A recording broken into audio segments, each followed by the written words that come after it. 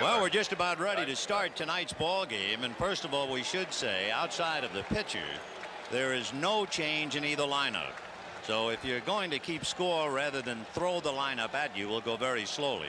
Al Nipper on the mound. He was 10 and 12 during the regular year, and he'll be pitching to Len Dykstra, then Wally Backman and Keith Hernandez, and we're about ready to go. 1 ball and no strikes. Nipper brings a full bag of tricks. A fastball. He has a curveball, a slider, a knuckleball, and a screwball. And he needs great control. There's a hopper to the left of the shortstop, Spike Owen, who makes a good play to take a hit away from Dykstra. It was a good piece of hitting by Dykstra. It was a good play by Owen. He shortened up as if to bunt, thinking he might get the breaking ball like he did on the first pitch. Got a fastball inside. He inside-outed it. And Spike Owen, almost handcuffed, really made a fine play. I think there were messages sent very early in this game. First pitch, a curveball. Nipper trying to tell him, hey, I can throw my breaking ball whenever I want to. And Owen making that play stopped one of the big attacks when Dykstra gets on and Backman follows. Dykstra last night had 4 hits. Here's Wally Backman. He had 1 hit last night. 0-1. Last night, the top of the Mets lineup had more than half the hits. In the first 2 games, the top of the lineup was very quiet. On deck, Keith Hernandez.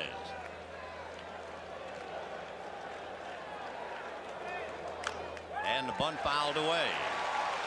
It was off his foot, too, as he tried to bunt. And he's limping around. Fastball. Much like the Mets came out last night, Vin, really out of the chute. Red Sox with Nipper really had to put him down 1, 2, 3. There you see it. The big concern for John McNamara is the fact, A, that Nipper hasn't worked in 17 days. B, he must stay ahead of the hitters. Well, he is certainly ahead of Backman now. No balls and 2 strikes. 1 out, first inning, no score. We're just starting. So pull up a chair.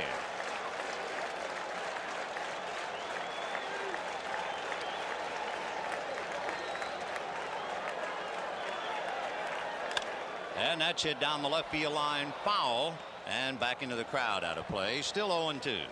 Little background on Al Nipper.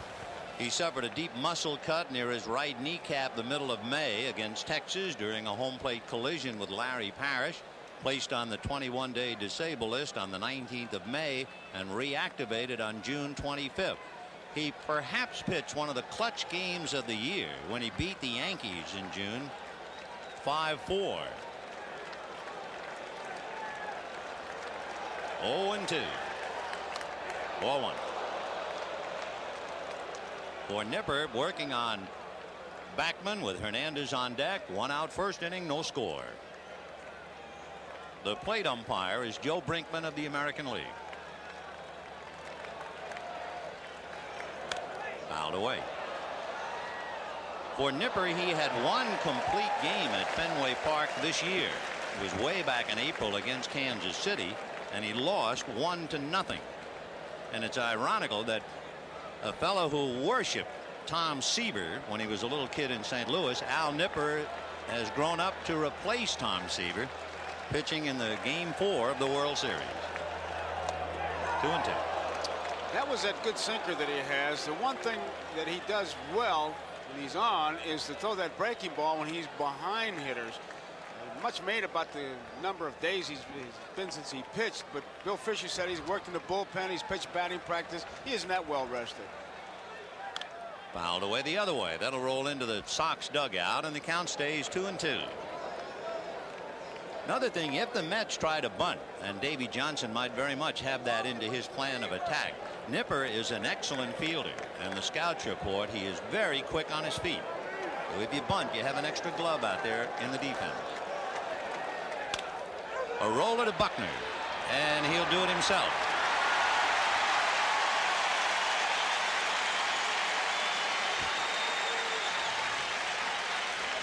It took a little bit of a bad hop, but it wasn't hit that hard, and so watch it kind of shoot to the right. There you see it right there.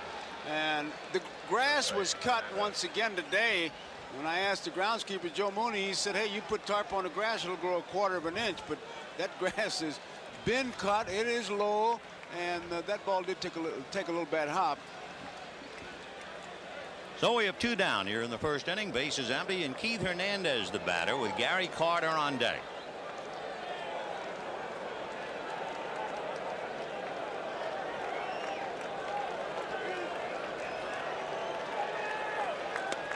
And he starts him low, ball 1, 1-0. That's basically the key to Nipper anyway. He must stay down since he does not have that kind of velocity on his fastball. This is a big out for Nipper if he can get it. Missed inside with the slider, ball 2. If he can get him 1, 2, 3, it'll be the equivalent of what the Mets did in their first inning last night. 2 down, bases empty, 2 balls and no strikes to Keith Hernandez. In there. Slider.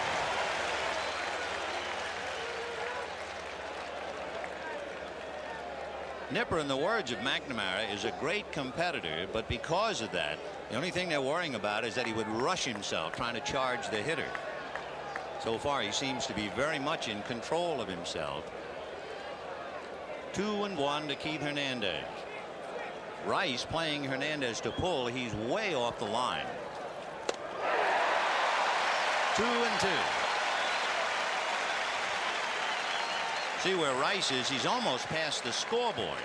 So he is giving Keith Hernandez just about all of straightaway left field.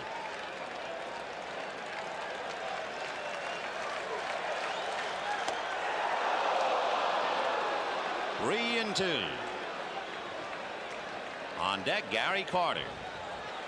This will give you an indication as we look at Carter what Nipper is thinking as far as the control of the pitches that he has. 3 and 2. See what he goes to. And he went with the fastball and missed with it. So Hernandez becomes the first base runner, and the batter will be Gary Carter. John McNamara with a calculated gamble, as we explained. He now has his best 3 pitchers lined up in case. Hurst against Gooden for game 5. Clemens against Ojeda if there is a game 6. And then if there's a 7, it would be Ron Darling coming back against Oil Can Boyd.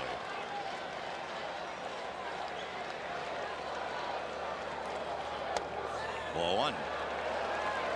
Hernandez at first, 2 out in the first inning, no score. Nipper does have a tendency, as you talked to Bill Fisher, the pitching coach, to nibble. Instead of getting ahead of those hitters, he'll try to shoot for the corner, miss, and be behind. And he got a fastball at the knees for a strike. 1 ball, 1 strike. That pitch right there, there's no way you can pull that pitch. You have to make a mistake to be able to pull it. And that pitch was right on the corner. 1-1 to Gary. On the hands, a little pop fly back at first behind Buckner, and it's going to drop foul untouched. And now let's see what a second swing will be given to Gary Carter. He should have been retired, but Buckner, of course, playing on that bad leg. He breaks right to the foul line right now. He thinks that ball is foul. Now he doesn't find it. He's not even looking. Now he's trying to find it, and he knows he's in deep trouble right here. And you can see his left foot slipped, and he went falling on his numbers. The ball hit him just about on the wrist. So Gary Carter has been given a good break. Watch the left foot. There it goes. He was in trouble before that slip. No error on the play. So Buckner involved in a twisting foul, can't get it, and Carter given life with the count 1-2.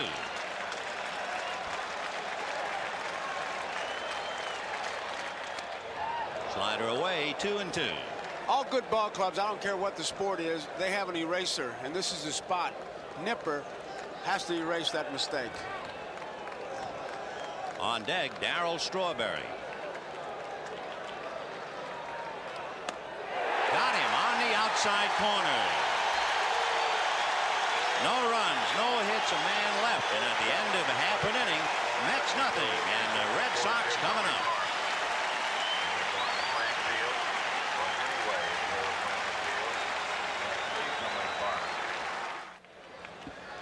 The Red Sox lineup, no change from last night. Wade Boggs, Marty Barrett, and Bill Buckner.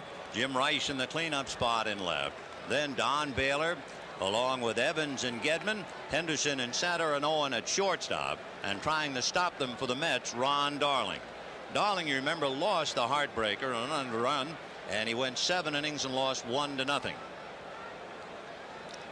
The defense, Mookie Wilson is in left field. Dykstra, Strawberry's strong arm, but the word is not that accurate at all times. Ninth, Santana, Backman, Hernandez at first, Carter behind the plate, Darling, good sinker ball, curve ball, throws a fork ball, and I like what he said. He said the game that he lost, he said, hey, we didn't get enough runs, but I had good rhythm and all those other good cliches. Darling, who went to school at Yale, but also went to high school at St. John's in Millbury, Massachusetts, which is right near Worcester. And as he mentioned on the pregame show, sat in the center field bleachers when Bernie Carbo hit a home run that landed nearby in that important Game 6. And now suddenly, 11 years later, here he is on the mound trying to beat the Red Sox. Darling ready to look at Wade Boggs, Marty Barrett, and Bill Buckner. Wouldn't you think that Wade Boggs just once would swing at the first pitch? Well, what do they say? 5% of the time. He wants to take a good look at it, and he'll measure it, and he's got himself programmed because, as you heard him on the pregame show, he's faced Ron Darling. He knows what Darling's going to try to do, and he knows pretty much what to expect. Well, it's the second time around for Wade now to look at Ron Darling. Darling having counseled first with Mike Torres about the older Red Sox hitters, then Bobby Ojeda about the young hitters, and then pitching coach Mel Stottlemyre about pitching here at Fenway. Fastball strike. Boggs taking a look.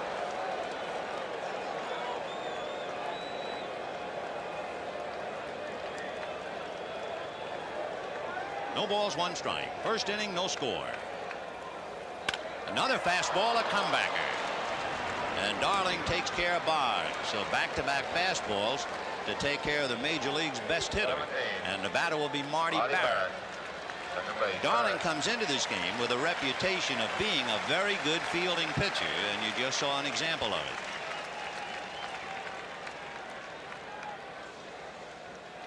Second baseman Marty Barrett with Bill Buckner on deck.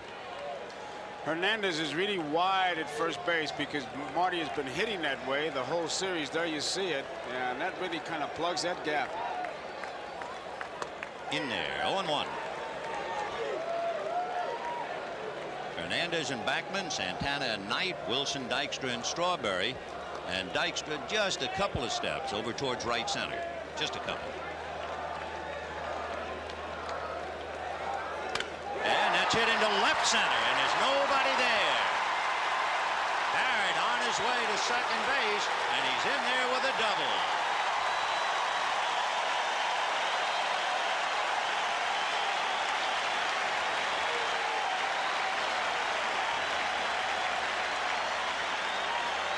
It's the old saying, if you're going to play him there, you better pitch him there. It's right over the inside part of the plate. And I tell you, the more you see of Marty Barrett, the more you like him.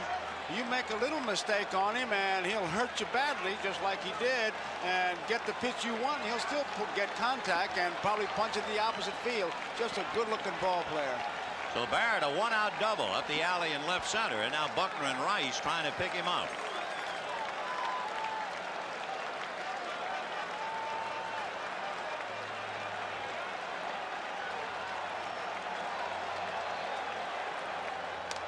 Ball 1. In talking about Darling coming back on 3 days rest, he's done that twice in his career. Last September against Montreal, he came back and beat them, going 8 innings. The end of '85 in his last start, he went 6 innings after 3 days rest. Line drive, foul.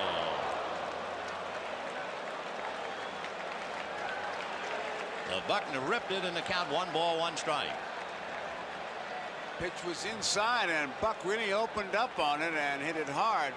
Usually Buckner will hit that ball left center field, but get that ball where that one was, and he'll do exactly that as we look at Marty Barrett at second base. Strawberry is giving Buckner a good deal of right field. He's almost over in right center. Everybody else is about straight away. Santana trying to bird dog Barrett at second. And he lunged for one to Hernandez. He'll do it himself, and that way he keeps the play in front of him and eyeballs Barrett at third. So Marty Barrett at third, 2 down in the first inning, and here's Jim Rice.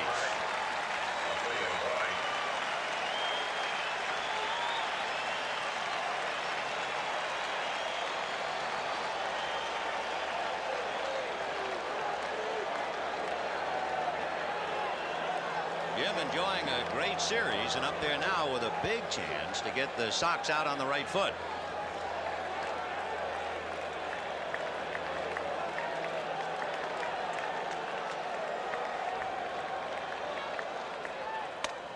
Started in fastball, and that's a rare time for Rice to take a first pitch fastball. Well, he makes up his mind before he gets in that box. It's what he says that what he's going to do on that first pitch. And it looks like he's a little bit lower on that bat. I can't really tell from here.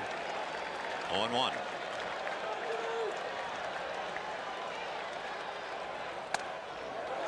One and one to Jim Rice.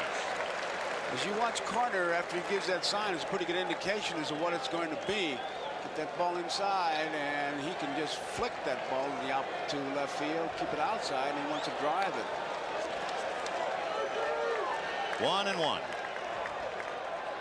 in the dirt, and that brings up an interesting point with a runner at third. Darling led the Mets with 7 wild pitches during the year, and you might remember in Game 1 he tied a World Series record with 2 wild pitches, and that has to be on his mind with Barrett at third and 2 out.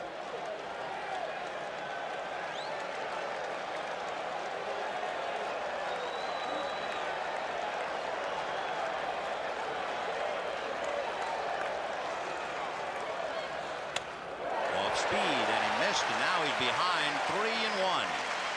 The key to how much it's on your mind, Vin, as we look at Don Baylor, the on-deck batter, is how much confidence Darling has in Carter being able to block that pitch. It's usually a breaking ball, the curve ball that they wild pitch on, and if you got great confidence in your catcher, you throw it with confidence. Barrett at third, 2 out, first inning, no score. 3-1 to Jim Rice. And he walked it.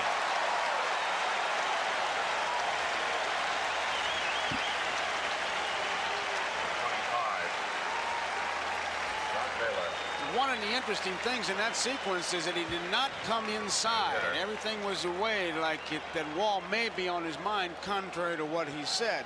Now Baylor, who is right on top of that plate, is one of the few guys who is strong enough to take that outside pitch and flick it against the wall. The first word he said to Carter, and he had kind of a puzzled look on his face, he said fastball. So we'll see what that means as he works on Baylor. First and third, 2 out, first inning, no score. 0-1. The infield swung way around.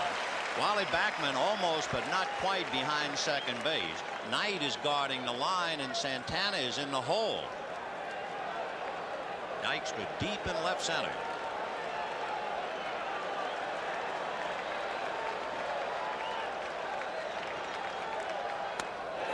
Now he's in a hole, 2-0 on deck. Dwight Evans.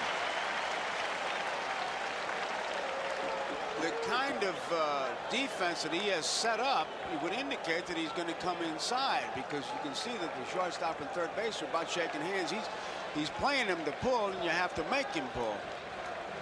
Baylor, swinging that hot bat, has hit in all 8 postseason games in which he has played, including last night. Ball 3.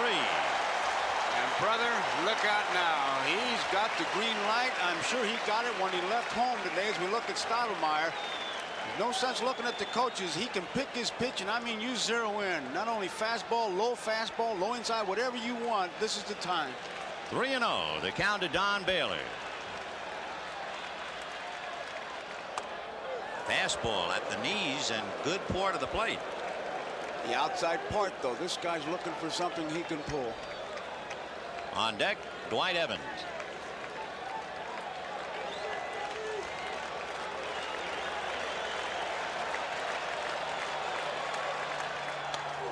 Three and two. So on a full count, Jim Rice will be going from first base, and Hernandez hollering over to Darling, "I'm coming off the bag."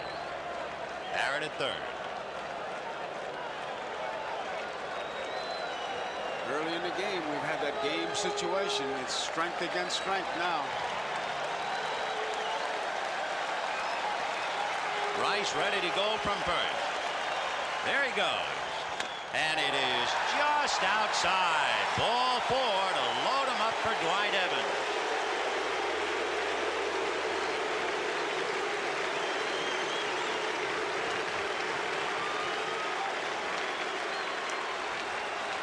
Dwight Evans, a good low ball hitter, a good low fastball hitter. Right field. So Evans checks in with Baylor at first, Rice at second, Barrett at third. The veteran on the ball club up there in a clutch spot here in the first inning.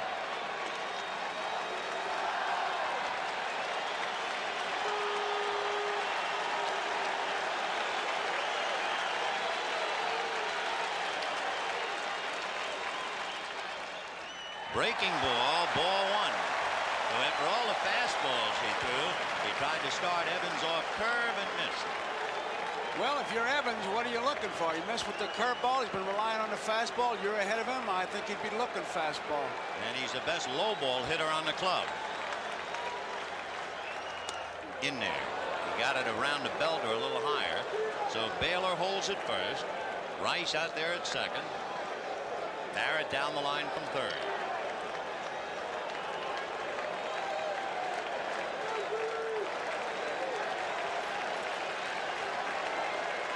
One ball, one strike.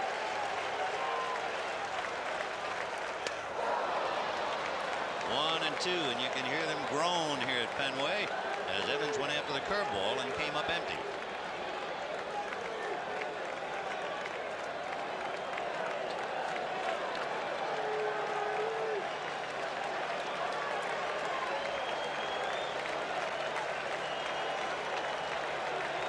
One and two. Got him. Or was it foul? Fouled. And Carter unable to hold on to it.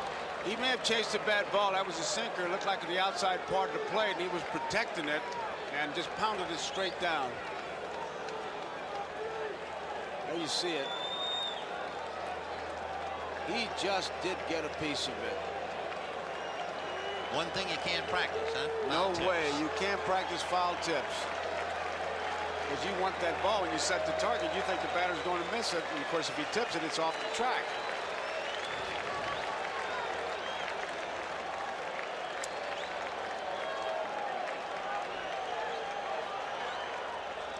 Foul back, so it's still 1 and 2. I think that was a mistake for him. A high curveball.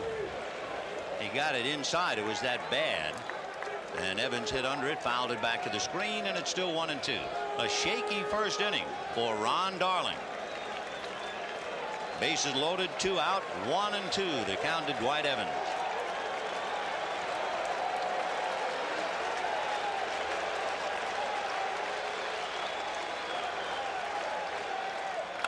Little ground ball down to Santana. He shovels to Backman, and the inning is over, and the Red Sox come up empty. No runs, 1 hit, 3 left, and the boy from Millbury is off the hook. It was May the 18th versus Texas when Al Nipper suffered a deep muscle cut near his right kneecap. After a wild pitch, Larry Parrish trying to score from third, and the collision. And for a while, it certainly looked like Nipper's career was in a lot of trouble. He was on the DL 21 days, finally came back after that serious knee injury. And right near the very end of the year, we did a game with the Sox in Toronto where he took a line drive off the inside of his left knee. You know, he still got a mark from that, because I asked him about that. He said that thing is still tender. I was always surprised, and we really pointed it out that day, about how the glove wound up behind his left leg. He was so vulnerable to a comebacker. Well, now here's Darryl Strawberry. Big, slow curveball for a strike.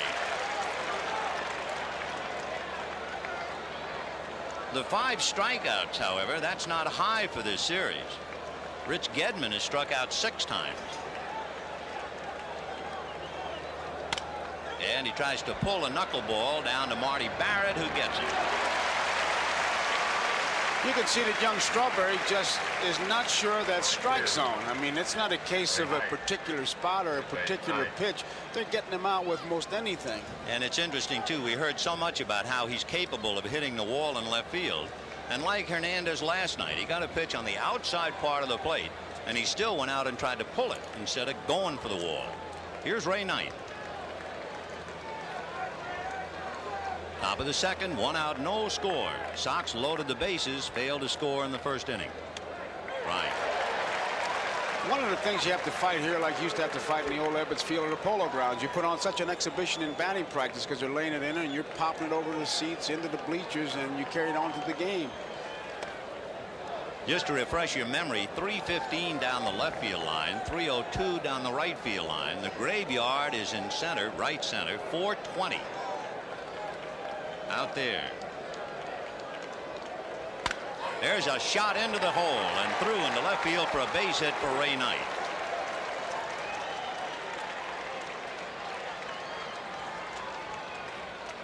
So Knight, a 1-out single to left, and that will bring up Danny Heap, who was born to be a designated hitter.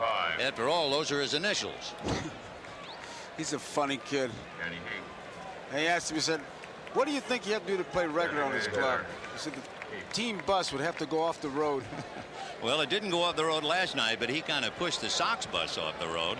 Remember when the Sox messed up the rundown, the bases were loaded, it was Danny Heap who singled in 2 runs in a big first inning. Ball 1. If you're wondering, Knight does not have any speed, and Heap has not sacrificed in over 2 years. So they're not looking bunt. I'll tell you, he just did a good thing. He gave his coach a chance to go through a bunch of signs. 1-0 to Danny. Ball 2. Again, as we pointed out last night, it's interesting, depending upon the situation, to take a look at Buddy Harrelson, the third base coach. If he is looking for a shot down the right field line, he stays up beyond the box. In there. 2-1. Then if he has a runner at second and there might be a play at the plate, and he's in front of the coaching box.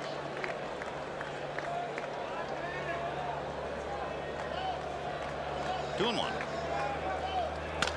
Big chopper to Buckner. He goes down to Owen. Back to Buckner. Double play.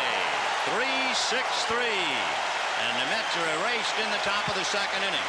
And at the end of an inning and a half, no score. How to make the 3-6-3 double play. They should save this. Watch Buckner. Now he comes up with the ball. Make sure he's going to get 1 out. He gives Owen a good throw, shows him the ball all the way, and look at Owen dance out of the way of the runner so he can get something on it. And it's a 3-6-3. You know, from that angle and Ray Knight's lack of speed, you realize he was throwing the ball down to the shortstop, and Knight was probably 35 feet from the bag. So he had plenty of an angle and plenty of room to hit Owen. And Ray never had a chance to get to him. We'll pause briefly for station identification. This is the NBC Television Network.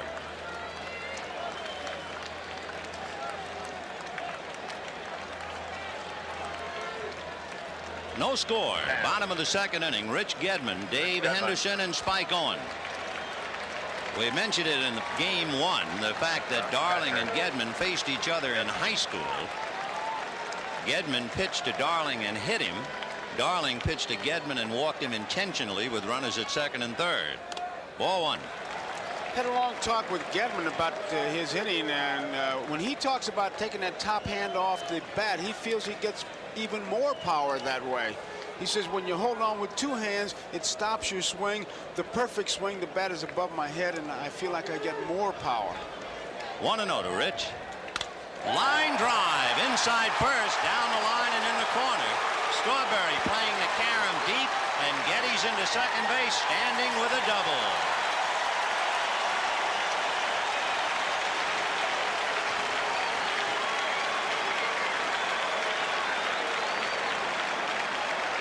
He just pulls that pitch, looked like a breaking ball inside part of the plate, and drills it.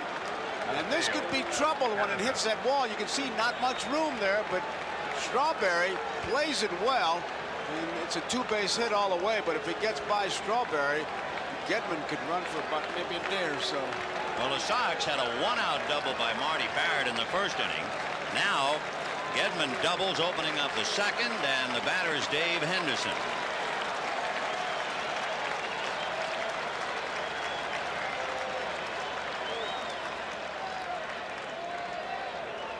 Ball one. If you joined us late, Ron Darling walked two, gave up a double, and then got Dwight Evans with two out to hit into a force play. And now he's in the soup again.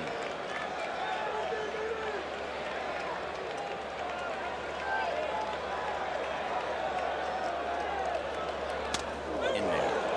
1-1 to Hendu. He wanted to pull the trigger and just wasn't sure of it.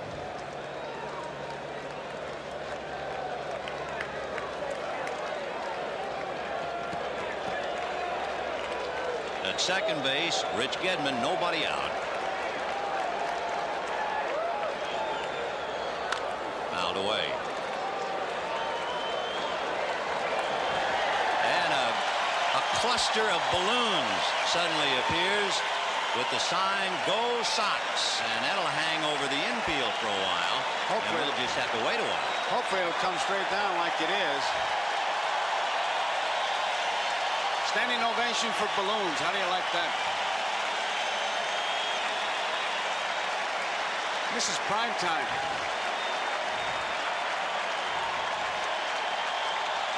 Look at Santana. Remember when he bit the balloon? Yeah, right. He'll have a meal here if he wants to. And in the old days, around the world on a Western Union telegraph, a time called balloons. Yeah, and you don't know what's going, so you have to have batter fouling off a bunch of pitches.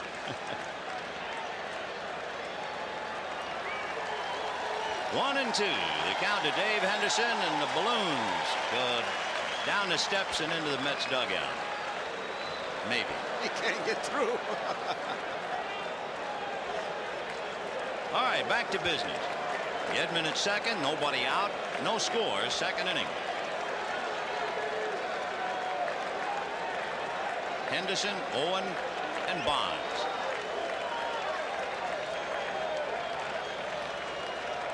Time. A lot of times with the man on second base, the pitcher will just stare you to another sign, and that's what happened there. You don't necessarily have to shake it off. You just stare, and catcher knows and goes to a different set of signs. With a right-hand hitter up there, it's Backman's responsibility to bird dog a little bit at the runner, and Henderson strikes out. First strikeout for Ron Darling. Remember, he struck out 8 in game 1. It looked like a bad pitch. He may have chased a breaking ball out of the zone. Certainly did. Sinker. And that's a big play because with a man on second base, if you make the out, you got to pick up the base. You got to pick up the base. Spike Owen trying to get Rich Gedman home. Spike involved along with Gedman for sharing the blame in the messed up rundown last night. Now they're trying to combine to get a run.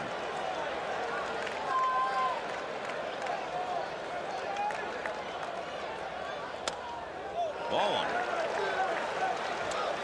His college coach, Cliff Gustafson, is here. Talked to him before the game. Of course, he coached Clemens and he coached Giraldi, but he's really high on this young man.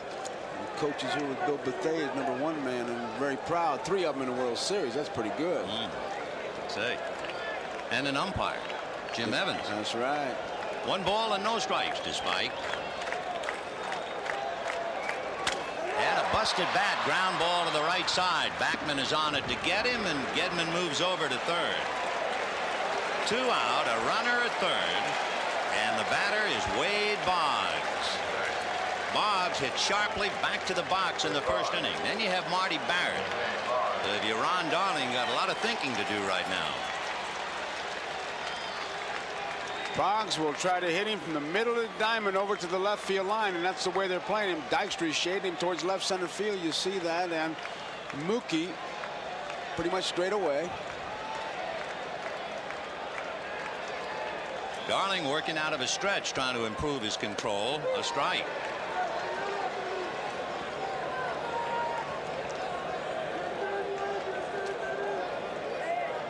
Sox with some golden opportunities so far.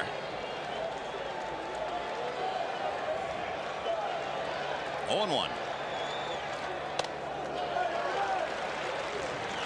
There are many theories on taking the first pitch. The best one I ever heard was that if it's a strike, you know he's coming back with it. If it's a ball, you're ahead of him.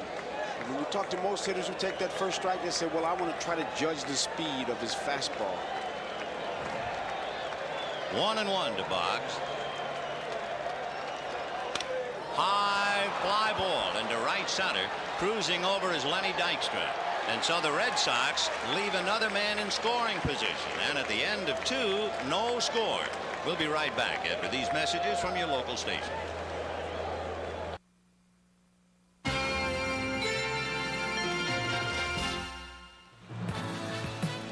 Tonight's game is brought to you by New York Life to help you get the most out of life. And by Mr. Goodwrench. No one knows your GM car better than Mr. Goodwrench. No one. The Red Sox have squandered 2 golden opportunities. It is scoreless in the 3rd with Mookie Wilson, Rafael Santana, and Len Dykstra. And a strike to Mookie. Hitting about a buck.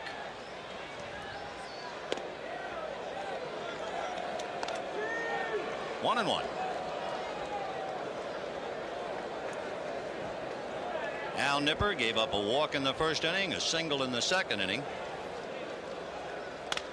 Ground ball wide to first to Buckner. He has to overhand and spot it to Nipper, who makes a good play. And lunging for the throw, he lost his cap, as you can see. Sign of a good play. That was not a good throw by Buckner, and he says to him something like, hey, nice going. Now, when he gets the ball, looks like he's going to have plenty of time. But instead of giving it to him from the letters to about the cap, watch where he gives it to him. Low, and he has to reach for it, and Nipper really makes a good play out of it. The perfect spot is right about at the letters, where you just catch it as you're running. And you reach like that. That's a tough play, Vin. And you remember, not only trying to catch the ball, he's got to hit the bag as well. And make a left turn so he doesn't have a collision. So Nipper did it all 1 out, and here's Rafael Santana with Len Dykstra on deck. No score in the 3rd. Ball 1. John McNamara says, as Santana checks in, that Al Nipper, his entire game starts out very early. If he has his rhythm by the 2nd inning, he's going to be tough. Well, here he is in the 3rd. A strike. 1-1. He's had control of 3 different pitches so far. I mean, that was the breaking ball he got over, the sinker. He's got the slider over. 1-1 to Santana. Little check swing. He kind of pity patted the ball back to Nipper. 2 down.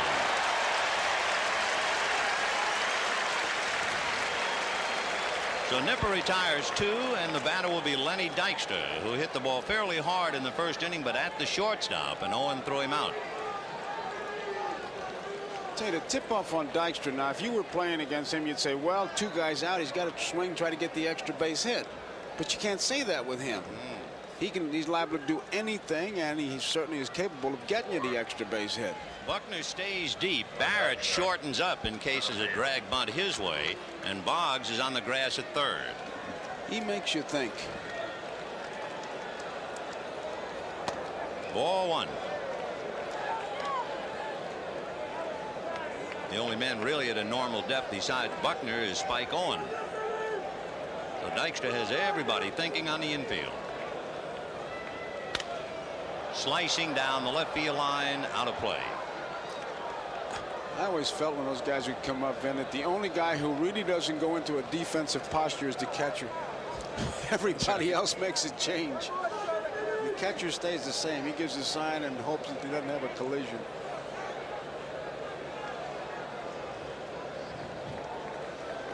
1 ball and 1 strike to Dykstra. 2 out in the third. No score. Ball 2, 2-1. Nipper has a little bit of a different windup in the sense that he keeps his hands at his side holding the ball. It's not as if he curls up and tries to hide it. He'll keep his hands like that as he goes into the windup. Ground ball to Buckner. He'll take it to the bag, and that's it. The Mets are out in order, and at the end of 2.5 innings, Nipper gets an ovation. No score. You hope that your pitcher has more than one pitch when you start the game. A game within the game. Watch what Nipper does. Strawberry, the first pitch. Curveball. Knight, first pitch. Slider. Heap, he turned it over. So he's got it going so far. And he still has a knuckleball. But then he hasn't really thrown yet.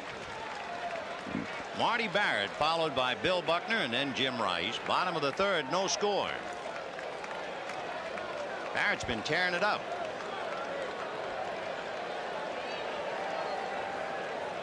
Strike. Barrett's one of those hitters when you have a meeting you want to use a football term and say against him we'll use the nickel defense. 0-1.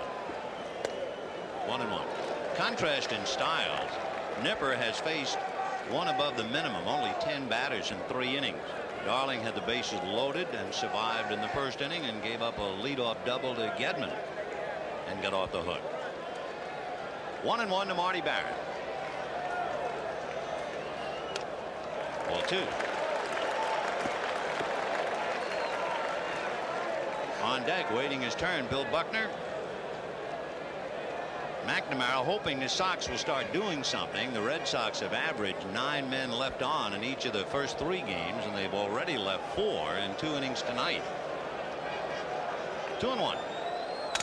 Busted bat and a little looper to Santana. You could hear that handle crack. So that's that for Barrett.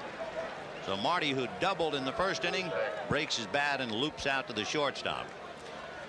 And the count 2 balls and no strikes. Kind of interesting that he wouldn't get a better pop at that ball, but I guess he really surprised him by coming that far inside. So far you could see Marty draw his arms in as he tried to hit that ball. Usually you take a swing like that when it's 2 strikes on you. Classic example of a jam job. 1 out, and here's Buckner.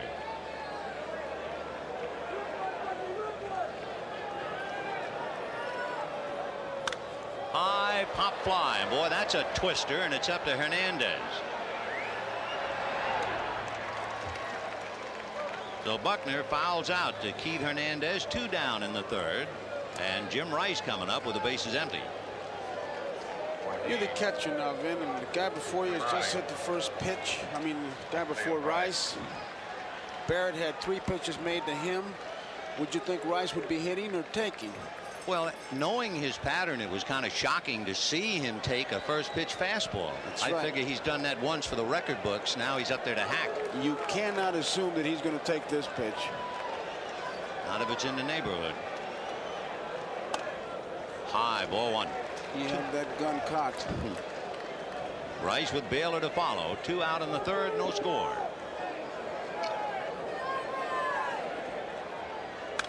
There's a fastball, and he was right after it. 1-1.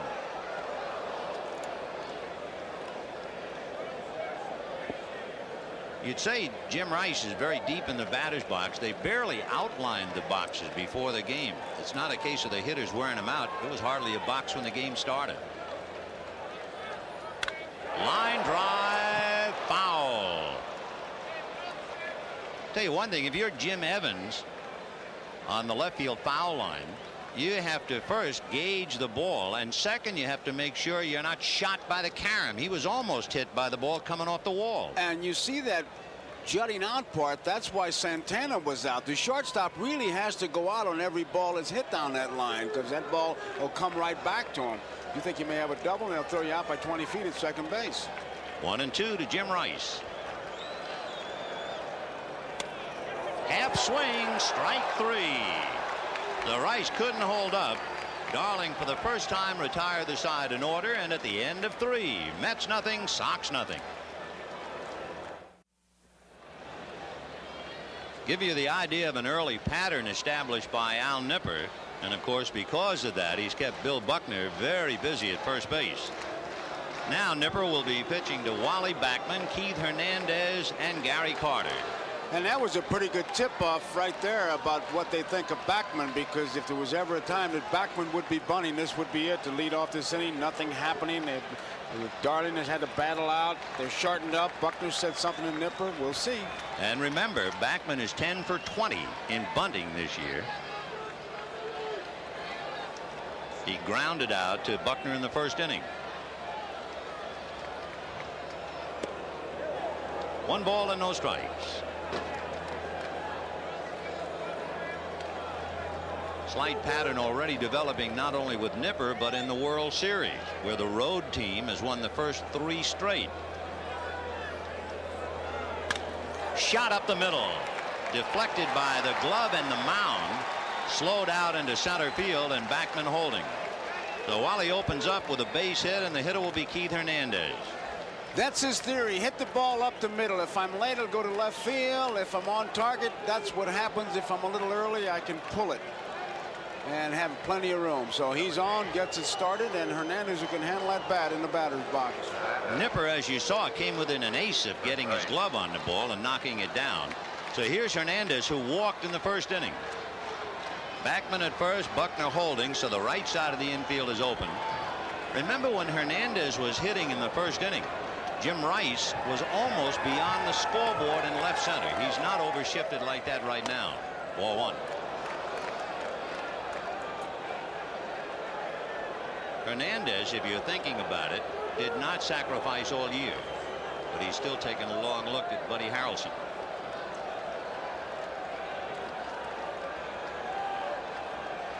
Backman at first, nobody out in the 4th, no score.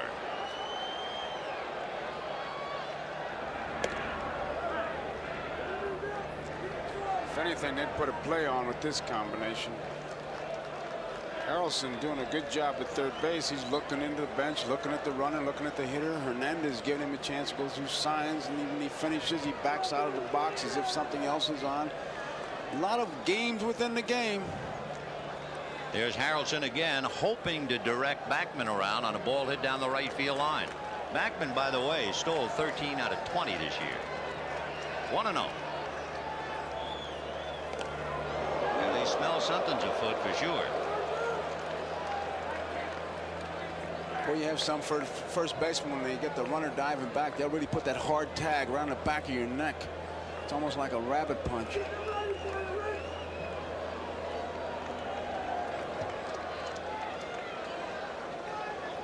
Time at the plate.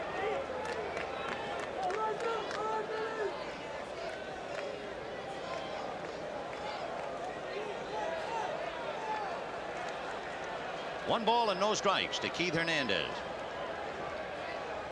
Backman going on a pitch out, and the ball is hit behind Owen, who goes back to get it and take care of Hernandez. But what a job of protecting the runner. He defeated the pitch out. They put the play on, and it was hit and run all the way, and Gedman gets out there early, and look at Hernandez just throw the bat. What a piece of hitting. If he hit that ball maybe 3 more feet behind Owen, he has a base hit. Spike was able to go back and get it. So Keith at least kept his runner alive and advanced him a notch. And the batter will be Gary Carter.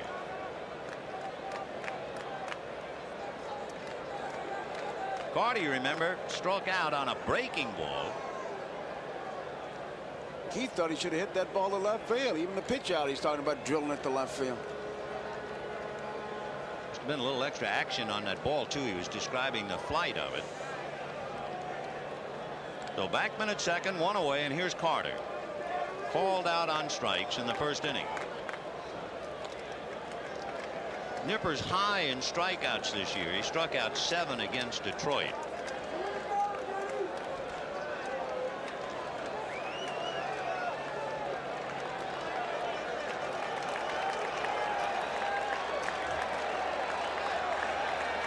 At second, 1 away in the 4th, no score, and Nipper wants to talk to Gedman.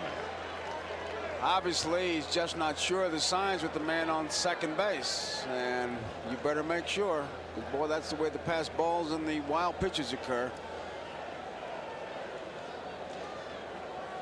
Sometimes the flashes are very easy. It's the indicator that gets to be tough, and they are really confused. He's just repeating it, and Gedman is just not sure, and Brinkman wants to break up this meeting, but they're going to make sure. And remember, Al Nipper is kind of out of sync. Hasn't worked in 17 days, in and out of the lineup because of injuries. They just. This is a tough time to go over signs, right, in the World Series. It is, but I tell you, I don't blame Gedman at all for making sure. Brinkman wants to keep the game going, but your pitcher has to throw with the confidence that he's throwing the right pitch, and if he's not sure of the signs, there's just no way he can do it. And remember what Nipper has: fastball, curveball, slider, knuckleball, and screwball. All right, Carter is in there with one out. Backman at second. No score on the fourth. On deck, Darryl Strawberry. Time again. That was Carter that time calling time. So they're all playing games now. Remember, Gary called out with that breaking ball. He might be looking for it now. Fastball. High drive into left field. Rice is looking up. She is gone. Home run, Carter.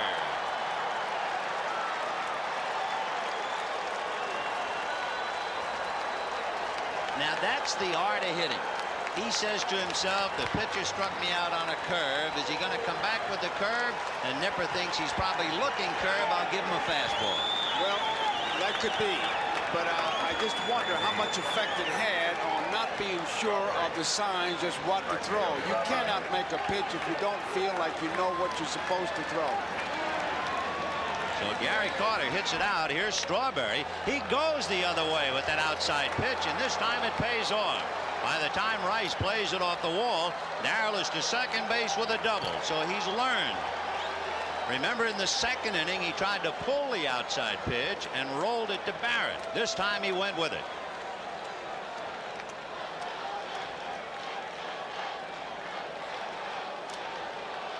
Here is the home run by Gary Carter. First pitch fastball. Just a perfect monster. You can see it. Just up there. 22. Down she goes. Very nice. Fastball. So 2-0 in favor of the Mets on that towering home run by Carter, who is now hit in 6 straight games. And the batter is Ray Knight, who singled in the second inning. Strawberry at second, one away. 2-0 New York in the fourth.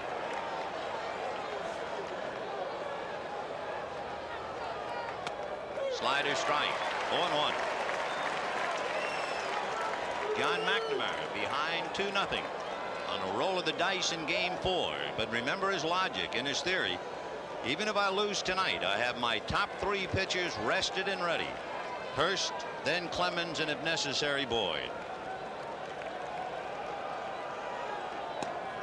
Good save by Getty, and the count 1-1 Davy Johnson, of course, didn't have any room to gamble. He had to bring Darling back on 3 days rest.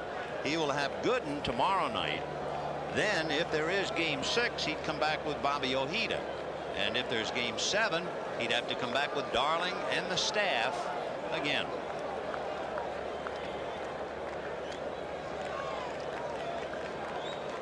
That's where home runs wind up. That's a graveyard for pitchers' hopes. And you might see somebody up there. There he is, Corey Leibel, our cameraman, who climbed the ladder alongside the scoreboard. There it is. He's standing 37 feet above the playing field. Got to get battle pay for being up there. 1-1 to Ray Knight.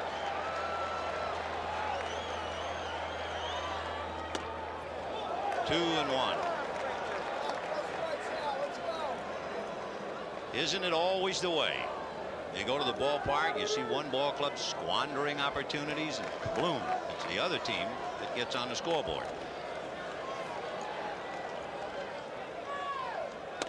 And he missed with the fastball, so now he's in deep trouble. 3-1 to Ray Knight. Carter, the momentary hero, with a 2-run home run, putting on his gear, and on deck, Danny Heap, the DH. 3-1 to Ray Knight.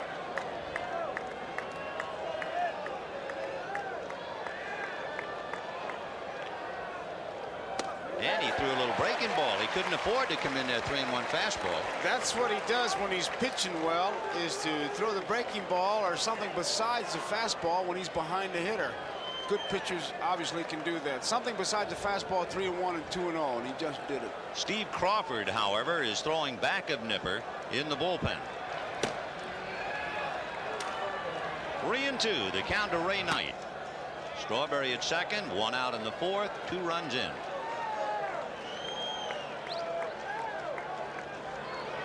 And line drive to center, base hit. Henderson is charging. Strawberry being waved. The throw cut off by Buckner. So Strawberry is in. It's 3-0 Mets, and Ray Knight holding at first base. So Knight is 2 for 2 with an RBI.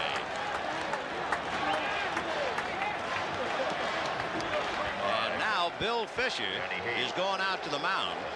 One of Fisher's concerns, and we always just try to give you what might be a possibility on the mound. When Nipper pitches, Fisher watches his left knee. If Nipper, being the competitor that he is, hurries up so much, his left knee does not come back far enough, and consequently he's high wild. And it could be, this is one thing that Fisher's talking to him about, the knee and slowing down. So he's given up a home run, a double, a single, and it is 3-0 New York. There's the knee. It looked like he brought that in fine, but he got it right down the pipe. When you're taking hitters deep 3-2, you just lose that percentage, and you can see Knight was just going to get a piece of that ball and try to put it in play. I just wonder how much the rhythm was broken by that long meeting of going over the signals, because it certainly did break his concentration. Well, here's Danny Heap, who hit into the double play in the 2nd inning. Remember, he banged one to Buckner. 0-1 to Danny. They're holding Knight at first, although Ray is certainly not a base stealer. Nevertheless, Buckner's on the bag. And that's hit the other way, foul.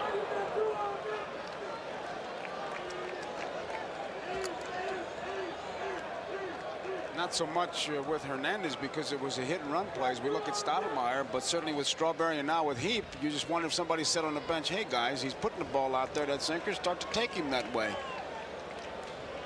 And then the Mets, who are out an extra base hit in the first 2 games, have come alive in that area with a home run tonight. Now they've had 2 home runs and 3 doubles in the last 13 innings.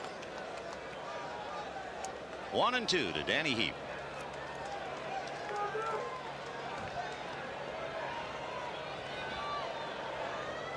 And that's hit foul into the crowd beyond the Mets dugout.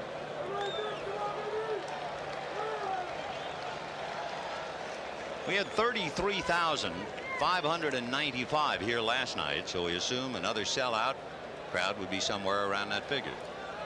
Beautiful evening in Boston after a magnificent day, although there is a cloud drifting in front of the moon in right center. 1-2. Hit the other way, foul. I think that the oversimplification would be that Danny Heap was up there trying to go to the opposite field until 2 strikes, and then I'm going to hit like Danny Heap can hit and just be natural, and he's a pull hitter.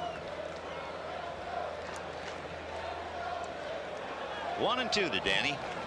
Knight holding at first. 1 out, remember. Tom Seaver, for a bad knee, would be pitching tonight, and there's a high fly ball into shallow right. Dewey Evans is there. And we have the 2nd out of the inning.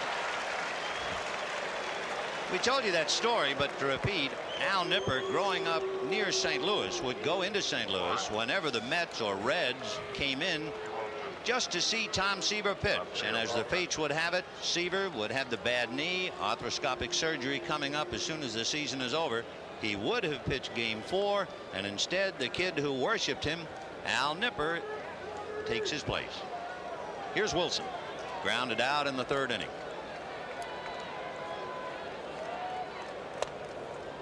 Good save by Getty. Tom Seaver, going back to 1969. Ralph Kiner there to interviewing. the year of the impossible dream.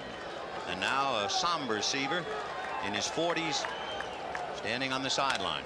Mookie hits a fly ball to right center. Plenty of time for Hendu, and he's there and puts it away.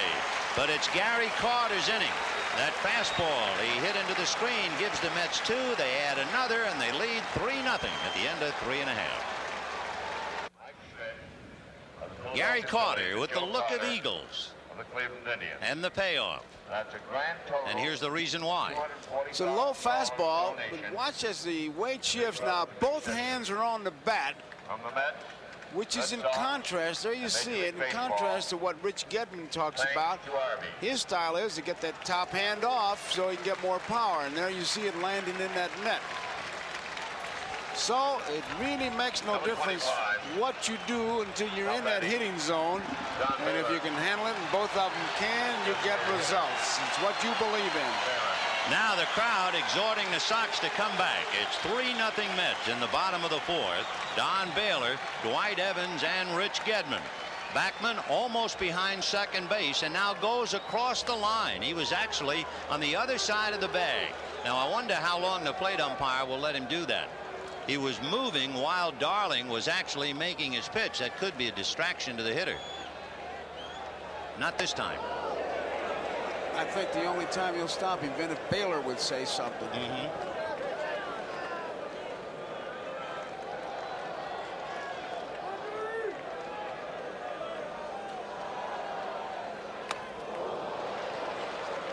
He sure is moving. However, remember years ago, Eddie Stanky, and that's going way back, but he got to arm waving, and they really put an end to that. But Backman isn't gesturing. He's just suddenly shifting on the pitch. 1-2 the count. And down goes Baylor. Off-speed pitches. Stayed away from the fastball. Just took something off. That's the 3rd strikeout for Ron Darling, who had a high of 8, you remember, in the first game. Just swung over it. Took something off the curveball. It should also be noted now that Darling, after a very rocky start, has retired the last 7 in a row. Evans hit into a force play in the first inning. That was a big play. That's when the Sox were ready to go up and running. They had the bases loaded, but Evans hit into the force. 0-1. The Mets 3 runs, 5 hits. Sox no runs, 2 hits, a key blow, a 2-run home run by Gary Carter.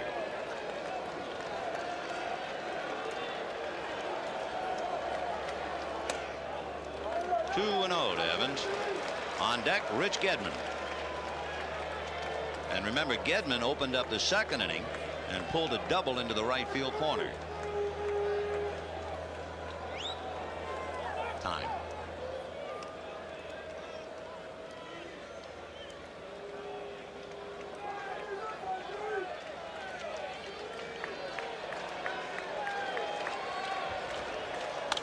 High pop fly into shallow left.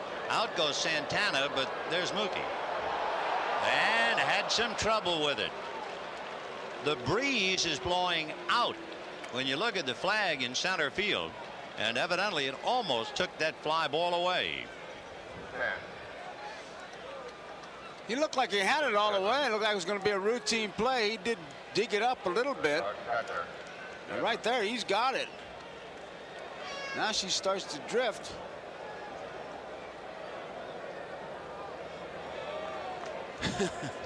You can always smile after the catch. Right.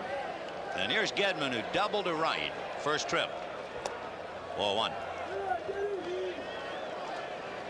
Gedman pulling the ball between Keith Hernandez and the foul line down in the corner and got as far as 3rd. There are so many stories, but I guess the one that smacks so much of Massachusetts are these 2 kids from St. John's and St. Peter's battling. I think it was on Logan Field where Getty would hit 500-foot drives, according to Ron Darling. And from high school to the big leagues to the World Series. Fouled off. 1-2.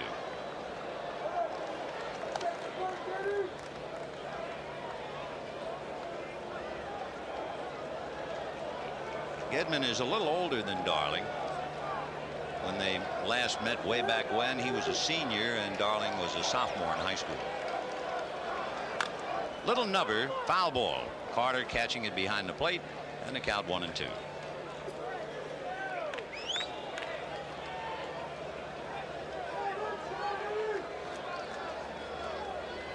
Same in every ballpark. Big crowd.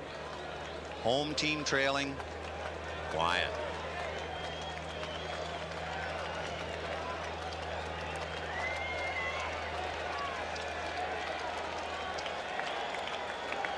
One and two. Off speed in the dirt.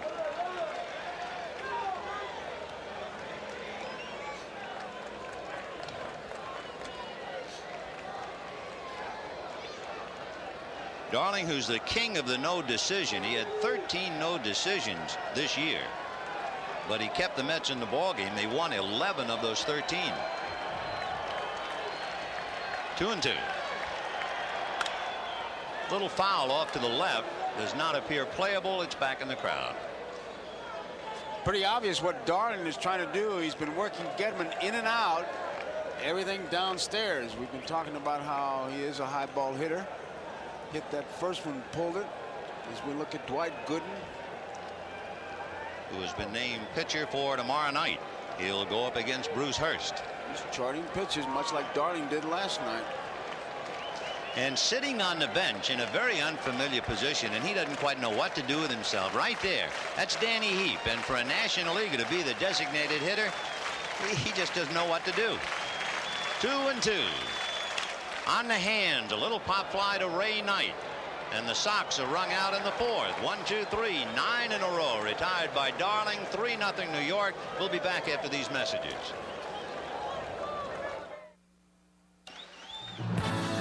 Tonight's game brought to you by Toyota, who offers a full line of 1987 cars and trucks. Who could ask for anything more? And by your Blue Cross and Blue Shield plan, who remind you to carry the caring card.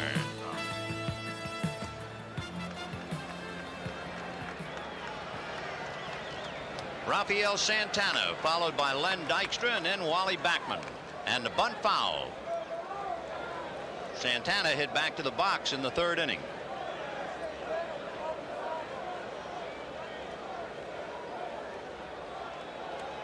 Three runs, 5 hits for the Mets. No runs, 2 hits for the Red Sox. Carter a 2-run home run. Strawberry doubled, and Knight picked him up with a single. In there. Good off speed. Santana out in front tried to hold back, and he was tied up to take it. 0-2.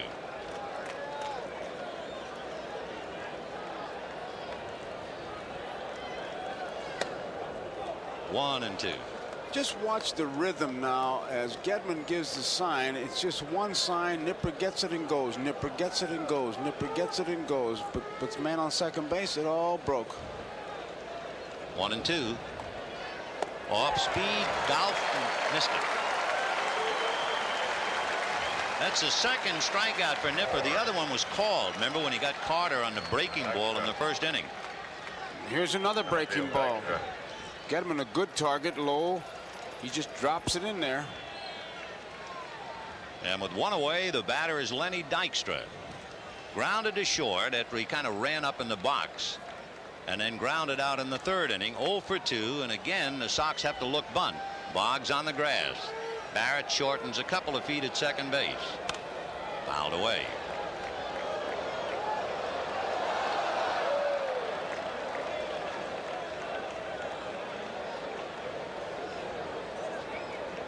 Oh, 0-1 to Len Dykstra, coming off a 4-hit game last night. He scored 3 times. He really pulls that infield in, doesn't he? 1-1. I just wonder if sometime in Nipper's career somebody was stealing signs, because he puts that ball in the glove, as you pointed out, and never really holds it in that bare hand. And when it goes into his windup, and that's the best way to protect against somebody stealing signs. Fouled away down the left field line, out of play. Of course, at the same time, it's almost a 1 in a million grab to make sure you have a good grip, especially when you throw knuckleball, screwball, sliders, curves, everything else. Well, the only thing about that is that you throw it so often, he's been doing it for so long, it does become second nature. You think he sets it in his glove, you know, so that he can grab it cross seams, along the seams? He may. I don't know. 1-2. Knuckleball hit back to the box, and we told you he's a good fielder. That takes care of Dykstra. Good play by Al Nipper. Quick reflexes.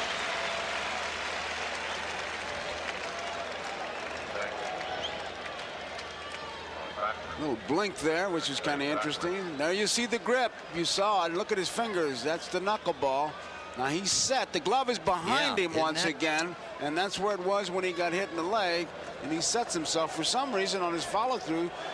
Most of the time that glove gets behind him on the follow through. We noticed that when he was hurt against Toronto. In for a strike.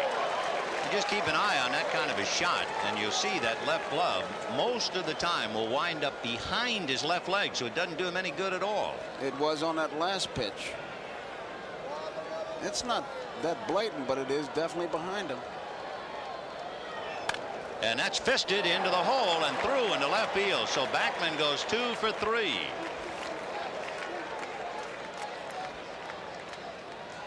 Backman, one of the runners that Davy Johnson says if you get a good jump, go ahead, you're on your own. So with 2 men out here, even though you got that gap between first and second, you can bet that if he gets the lead, he's going to go. Keith Hernandez had 2 singles and a walk last night. Look how clean shaven he is tonight. Last night he looked like he came here on a raft. Tonight he's walked and grounded out. 0 for 1. 2 out, 5th inning, 3-0 Mets. And Backman at first. Strike.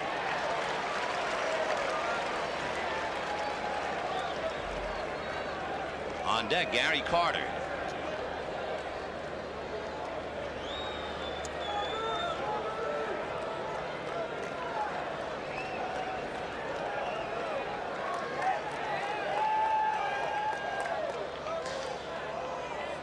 Gedman looks to the bench to get some help on pitch outs.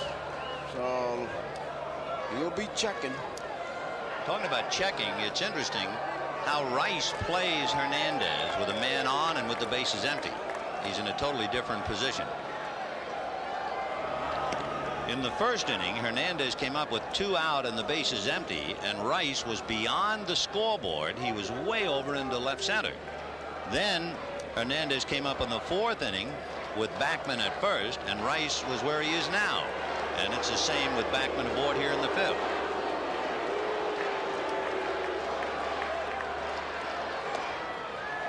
One and one. Do you think they're telling us really, and looking at Rice, that they pitch Hernandez differently with men on? 1 and 1. I know Bill Robinson, when Hernandez came up in the first inning, pointed to Rice as if to say to Hernandez, look where he's playing you.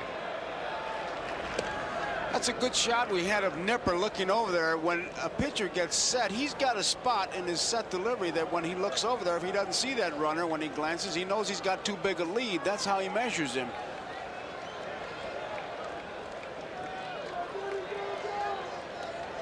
One and one.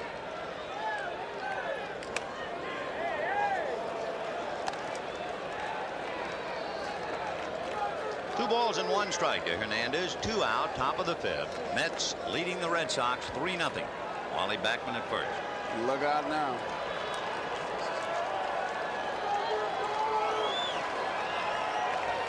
Backman trying to do a read.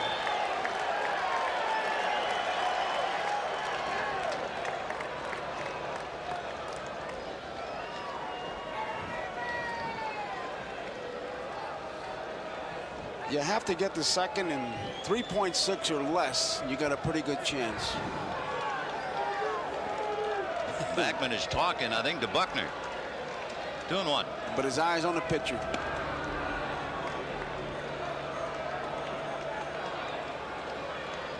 Buckner is a very talkative first baseman. He visits with just about everybody. In fact, when the teams are introduced, the Mets lining up on the third base line and the Sox on the first base line, Buckner is always across home plate visiting with the Mets. 2 and 1.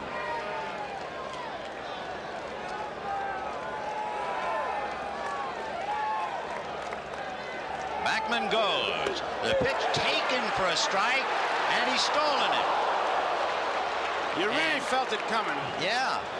And you know, Hernandez looked down to Robinson, and Robinson nodded as if to say, good, good. Well, it was a slow pitch, and he just laid off it. Follows it all the way, and Gedman really got something on the throw, but a difficult pitch to get anybody.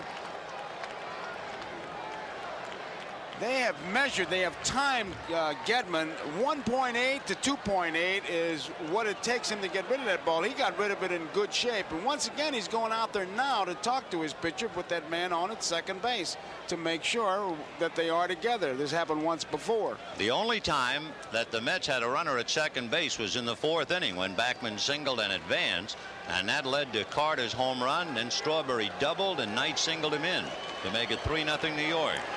Now you have a runner at second with 2 out. 2-2 to Keith Hernandez. They're giving Hernandez the lines. The outfielders are pinching the middle.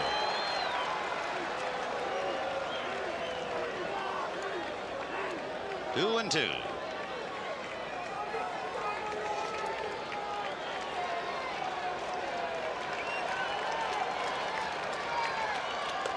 Ball 3. On deck, of course, is the fellow who has the big hit of the night so far, Gary Carter, the 2-run home run in the 4th inning. And Steve Crawford is up again behind Al Nipper.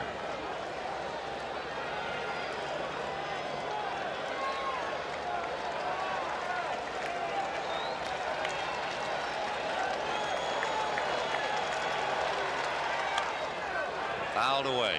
In on the hands. Breaking ball. Harrelson now with a runner at second will be in front of the coaching box, as you can see, and if necessary he'll do one of 2 things. If the ball is hit to left field, Buddy will then usually charge towards third base. If it's hit to right field, he'll come down the line towards the plate. He's got to be busy. 3-2. Fastball, and it's hit to Buckner. And he's deep, but he can do it himself. So the Mets leave Backman at second base. And at the end of 4.5 innings, the Mets 3 and the Red Sox nothing.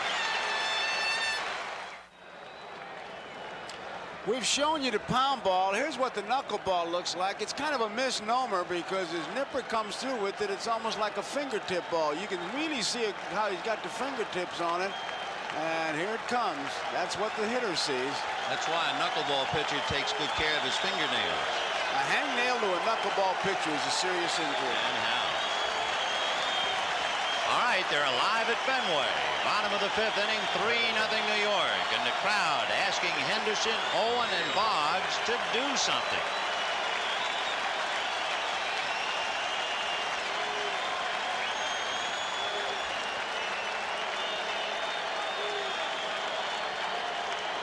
Henderson struck out on a low curveball in the 2nd inning.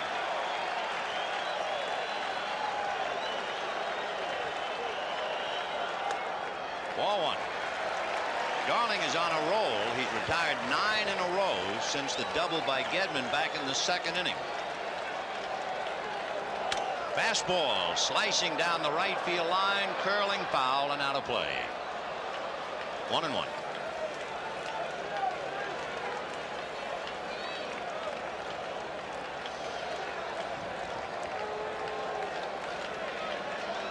Darling is accustomed, I guess, to pitching tough ball games. We talked about all his no decisions. The Mets were involved in 4 shutouts this year, and he was the pitcher in 3 of them. 1-1.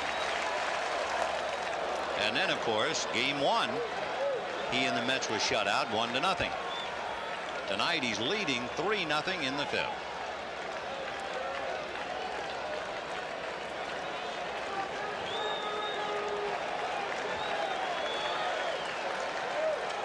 Fastball got him looking.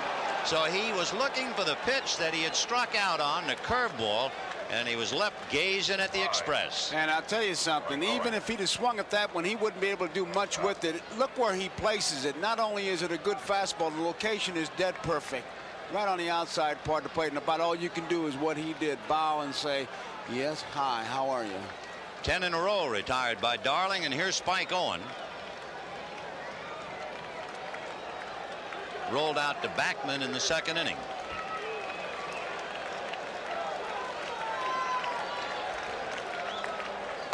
Ball one. The two men so far in Red Sox uniforms who could kick themselves would be Evans, who hit into the third out force play with the bases loaded in the first inning, and Boggs, who flied out for the third out with Gedman at third in the second inning. And that's the last look the Sox have had at the game. Talking about a look at the game, you're looking at Roger Clemens, who will be center stage if there is a sixth game.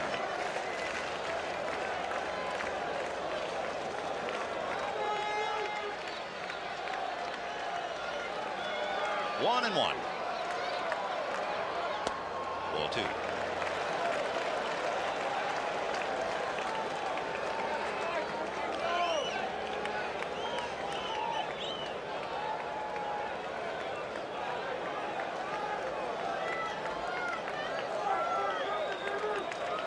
Wade Boggs on deck. 2-2. Owen didn't do anything against American League right-handers. From this side of the plate, he had less than $150.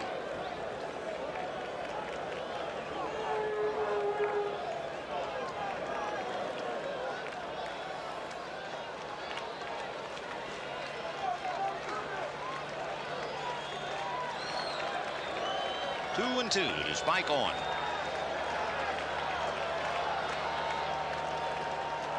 Fastball jammed him, but it's curling over towards the Mets dugout and on the roof, and a nice catch in the dugout to save Ray Knight. Vin, while we got the foul ball, it's interesting to watch the coaches of the Boston Red Sox. Now, Latchman at third base usually has 1 foot in the coach's box. This time he's got 2, but he'll have his right foot in there. Riniak is out of the box. In contrast, that's the way he does. Now, that's allowed if you got 1 foot in there. Riniak is outside the box at first base. There you see that. Now, Harrelson is way out, and there is a rule about it. 2-2. The count to Spike Owen. 1 out in the 5th. 3-0 New York.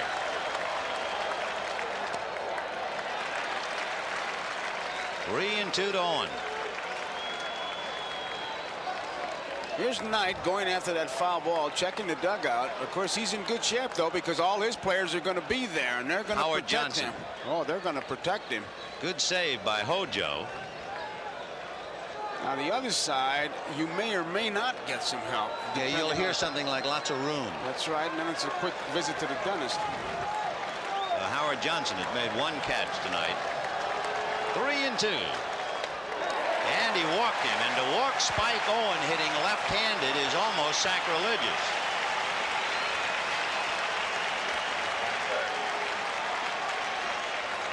Now you have Boggs and Barrett. That is the 3rd walk given up by Ron Darling. Boggs, a sharp comebacker in the first inning, fooled in the second inning, and lifted a lazy fly ball to center. The pitch that fooled him was a slow curveball. It looked like he tried to pull it. The one he hit the back of Darling was a fastball.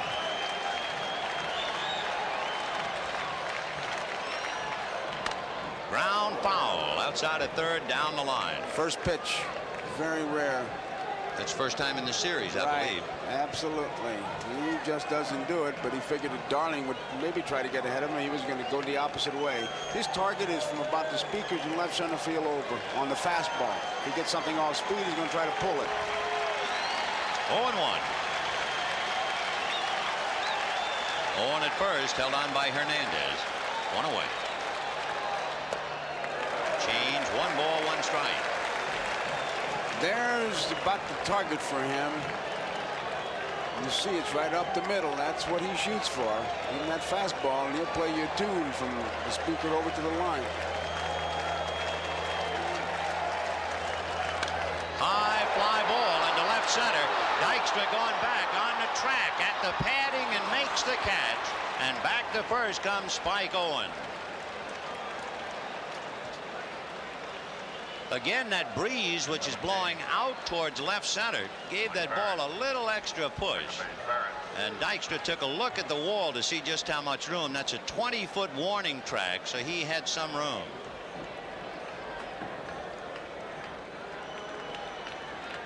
He had it all the way. There was no doubt about it. So 2 down, a very big out, and the batter is Marty Barrett with Owen at first. 3-0 Mets in the 5th.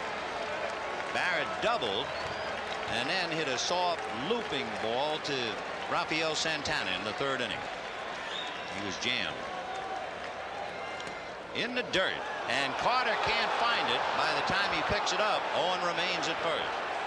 I tell you, that's one of the real tough plays because everybody in the ballpark sees it, and you don't know, you have no idea where that ball is, because what you're trying to do is just try to keep it in front of you, and by doing that, he just has no idea, and you're looking for some help from your pitcher if he can give it to you. Usually you see that base runner at first and his indecision with a left-hand hitter, but Owen was looking right in. When that ball's in front, that usually is like a red light for the base runner. Again, we remind you about Darling and his wild pitches. He's in the dirt a lot. 1 ball, no strikes. Ball 2. Now he had him 2-0 when he jammed him and he hit that little pop fly to the shortstop, Santana. And that pitch was inside. Now he takes a look at see what's going on here, but with a score of 3-0, he's got to get on. He wants to be the base runner and get the big guys up there. Bill Buckner's on deck. 2-0.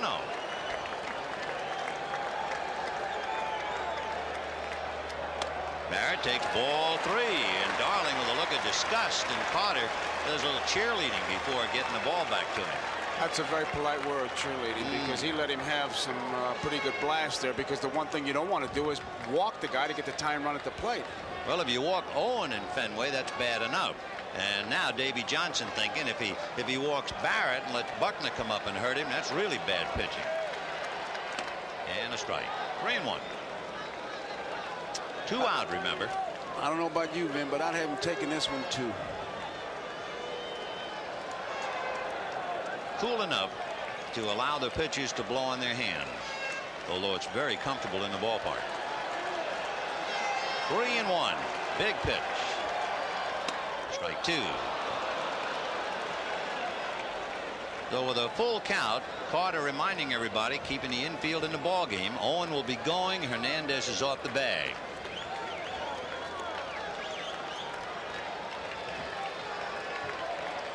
This little Barrett really schooled well in the fundamentals.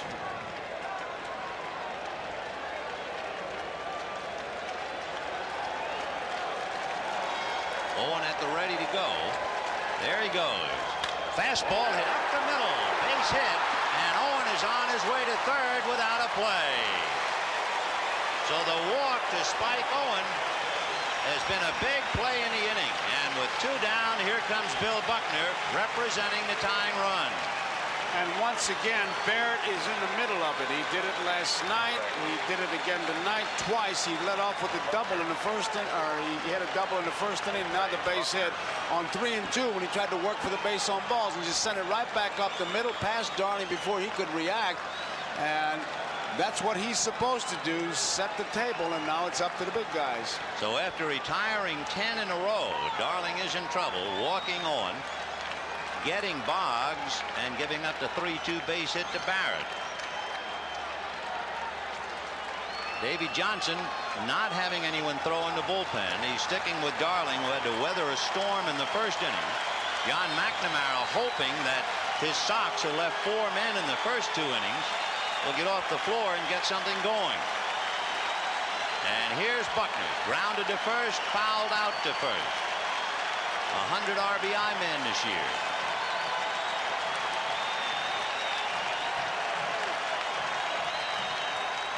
Fastball, pop foul, off third and way out of play.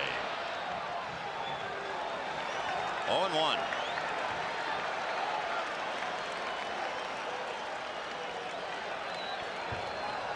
Owen at third, Barrett at first.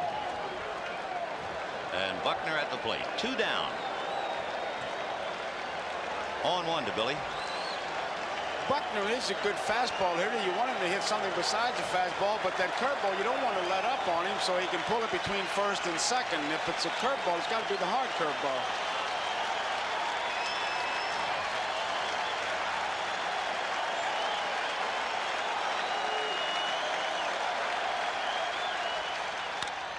Little pop fly, and it'll be Wally Backman to put it away, and Darling has dodged the bullet in the fifth. No runs, 1 hit, 2 left. The Sox have left 6, and at the end of 5, 3-0 New York.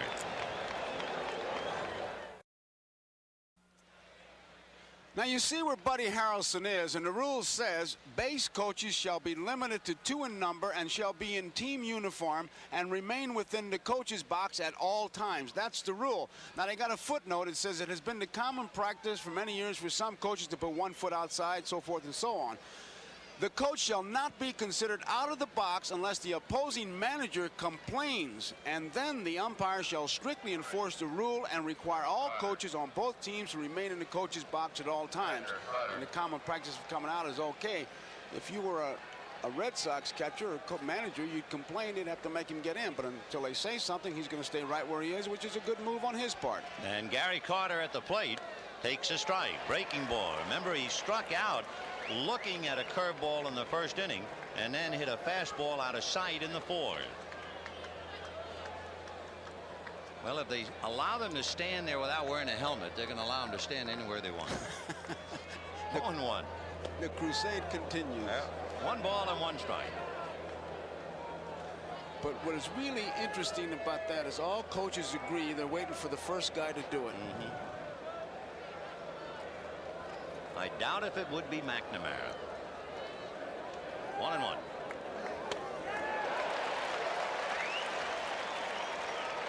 Gary, with the home run tonight, has hit in 6 straight.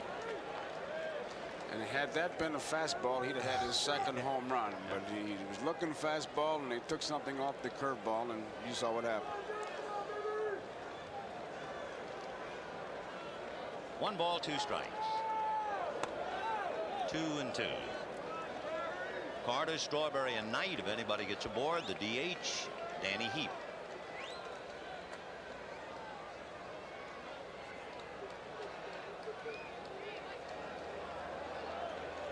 Two and 2. Little pop fly back of first. Tough play for Buckner on the bad leg, and it's going to land. And Carter's going to leg it for 2 as Evan has to throw the ball back in. And Gary's in there with a fist double to right field. He was fooled on that pitch. It was a breaking ball. You could see at the very last minute he just kind of snapped at it, and he didn't really drive that ball. And Carter, when he's up there, I mean, he follows that ball all the way. Take a look at his eyes. Now they'll open up when that ball gets close. Look at that. Like somebody put a quarter in his nose. Look at those eyes open up. Good hitters do that. A modest thing and thine own. A little blooper the other way. In the box score, it's a double. And the batter will be Darryl Strawberry. Evans never had a chance to make a play on him. And Carter wasn't going to take any chances. He went in head first. Landing gear down. So here's Strawberry. Grounded out on an outside pitch that he tried to pull. So they came right back in the 4th inning and pitched him away. And that time he doubled to left.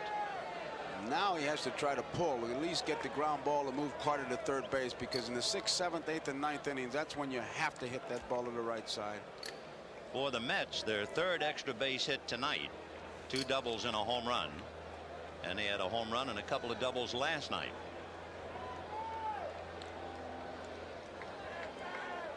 Ball 1. When you talk to Bill Robinson about Darryl Strawberry, and he's a young player just waiting to be great, and Bill always says, I don't like to mess with him, but he is disturbed over that busy bat of Strawberry's, and especially the way he tilts the top of it like that. It's okay in batting practice when Kenny Harrelson is throwing, or Buddy Harrelson is throwing to him, but in the big leagues, those big league pitches can eat you up.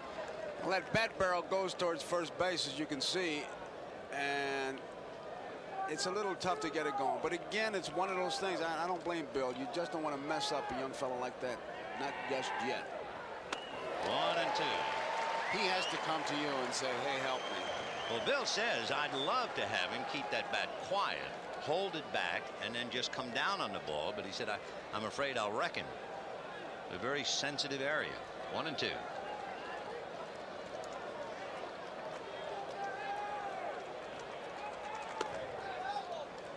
Here's where he has to shorten up, Vin. He's got to shorten up that big swing and at least get the ground ball. But that all comes with playing. I mean, we lose sight of the fact that he's a baby. That's right. I mean, he's a baby. Oh, but what a baby. Oh.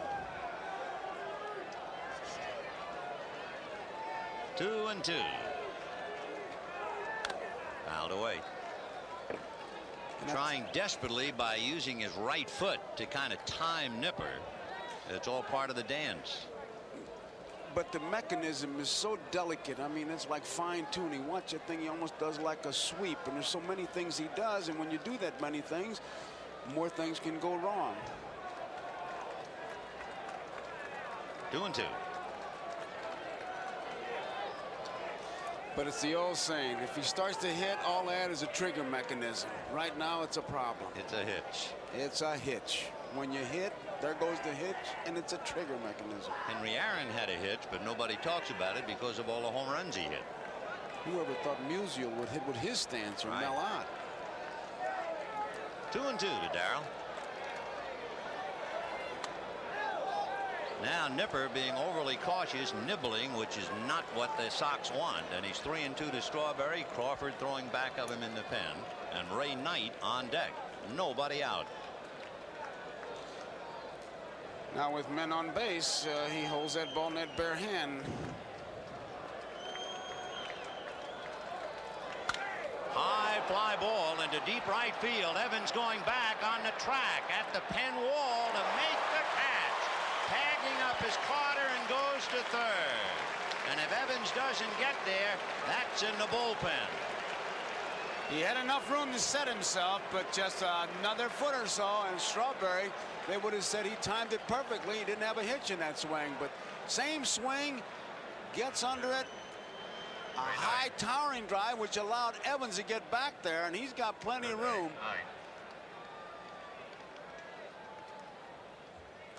Waiting for it. Look at there. So Strawberry makes out, but he does get his man over to third as he barely misses the home run. And of course, Evans probably hearing familiar words from teammates. Plenty of room. But even with his great arm, Carter was able to move over to third, and Strawberry moves back on the bench. And the hitter is Ray Knight. Single to left, single to center. The infield is up. Ball one. So here in the middle of the game, sixth inning, the Mets leading 3-0. The Sox don't want to give up another run. Strawberry did his job, though. He did make it out, but he picked up a base. Knight was number 2 on the Mets this year in scoring fly balls, if you're thinking about him lifting one out of the infield. 1-0.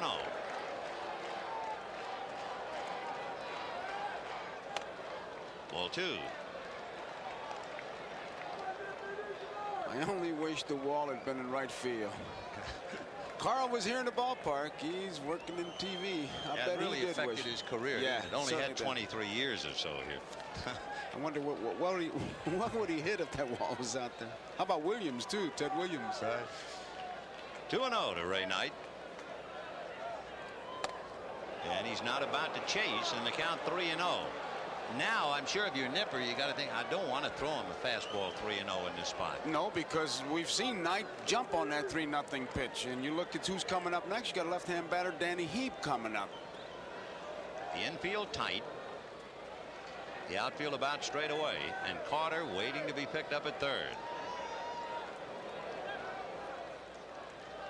Boy, you have to call his pitch like you just believe that he's going to be swinging at 3-0. Gedman really checking him out. And he threw in the breaking ball. A little slider in there for a strike. 3-1. I was just thinking of Gedman now with a runner at third. He has to handle maybe a knuckleball, maybe a screwball. Well, the reputation Nipper has, he's not afraid to throw that breaking ball when he's behind. He certainly showed it there at 3-0. Throw a curveball. Here he comes, 3-1. Another one. Another one. 3-2. That's the difference between the minor leagues and major leagues in many cases. That pitcher gets behind like that and he throws something besides a fastball, controlling the strike zone. Full count to Ray Knight. Now will he get the fastball? Doubtful. And a little foul off to the right out of play. 3 in a row. So it's one breaking ball after the other from 3-0 to 3-2. But it was interesting you said that, because I'm sure that's what Knight was thinking. Is he going to give me the fastball now, or is he going to come back with another curveball? Well, one thing, he's got room. In other words, if he walks him, you have Danny Heap coming up. You have a chance of a double play. And McNamara sweating it out in the dugout.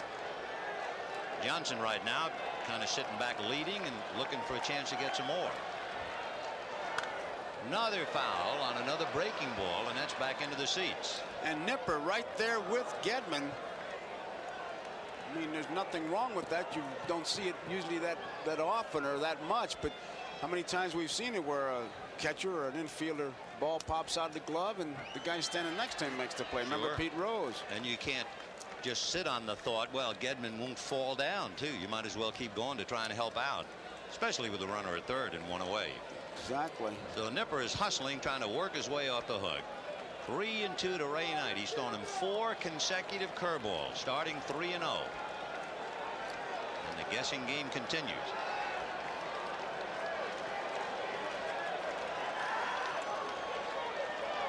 Fastball, whack to left. Rice handles it, and Carter is going to come anyway.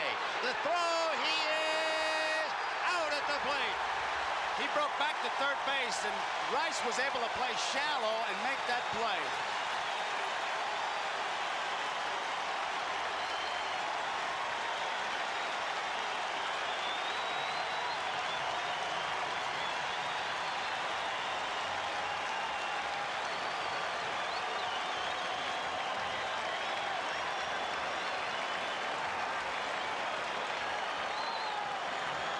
Rice really didn't get rid of that ball that well. I mean, he had a little trouble gripping it, but I think one thing that helped was Carter kind of broke in. There are a couple of things that made the play for the Red Sox. One thing, Rice is in shallow, and as soon as that ball's hit, Carter is off the back. Now he goes back, but it's too late.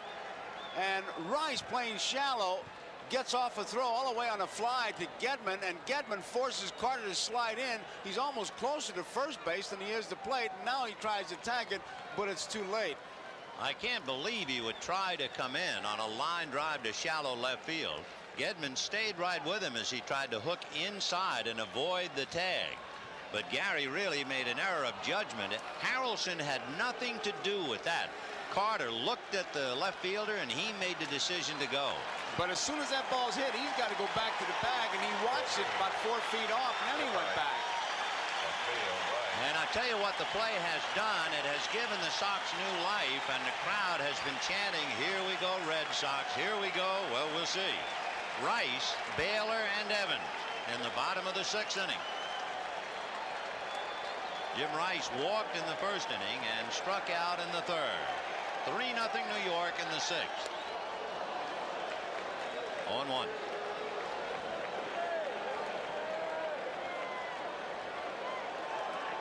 Three runs, 7 hits for the Mets. No runs, 3 hits for the Red Sox. Boy, he came right after him with a fastball that time. And got it in tight. Showed him a message. Just one more caption on that last play, Vin. The wall came into play there because Rice can play so shallow at Shea Stadium. That's a base hit. So the one fastball that Ray Knight got, he drilled it. And there's a fly ball into right center. Here comes Dykstra. He's got it. 1 down. And Don Baylor coming up. Friends, once again, we remind you we'll be selecting the NBC Miller Lite Player of the Game at the conclusion of the ball game. Don Baylor, the DH, walked in the 1st inning, struck out in the 4th. He got him with off-speed pitches. Backman is doing his walk behind second base. High fly ball down the left field line. Mookie in the corner. He's got it. Fine play by Mookie in the left field corner. There's that swirling wind they talk about, and Mookie, a big smile on his face. He got there, and you could just see that ball kind of be taken away from him. Now, he doesn't have a whole lot of room when he gets near that wall. You saw him look for it, and he found it. Now, he's so close. Now, watch it kind of drift away from him. Tell you one thing, it looks like Mookie's having himself a ball, and he might very well enjoy it, because when you think about it, in the blink of an eye, as far as a man's life is concerned, from the World Series to an old-timers game, it's just around the corner, and he's having fun. Here's Evans with Gedman on deck. Evans, a big out in the first inning with the bases loaded. He hit into a force play. Last time up in the fourth, he flied to left.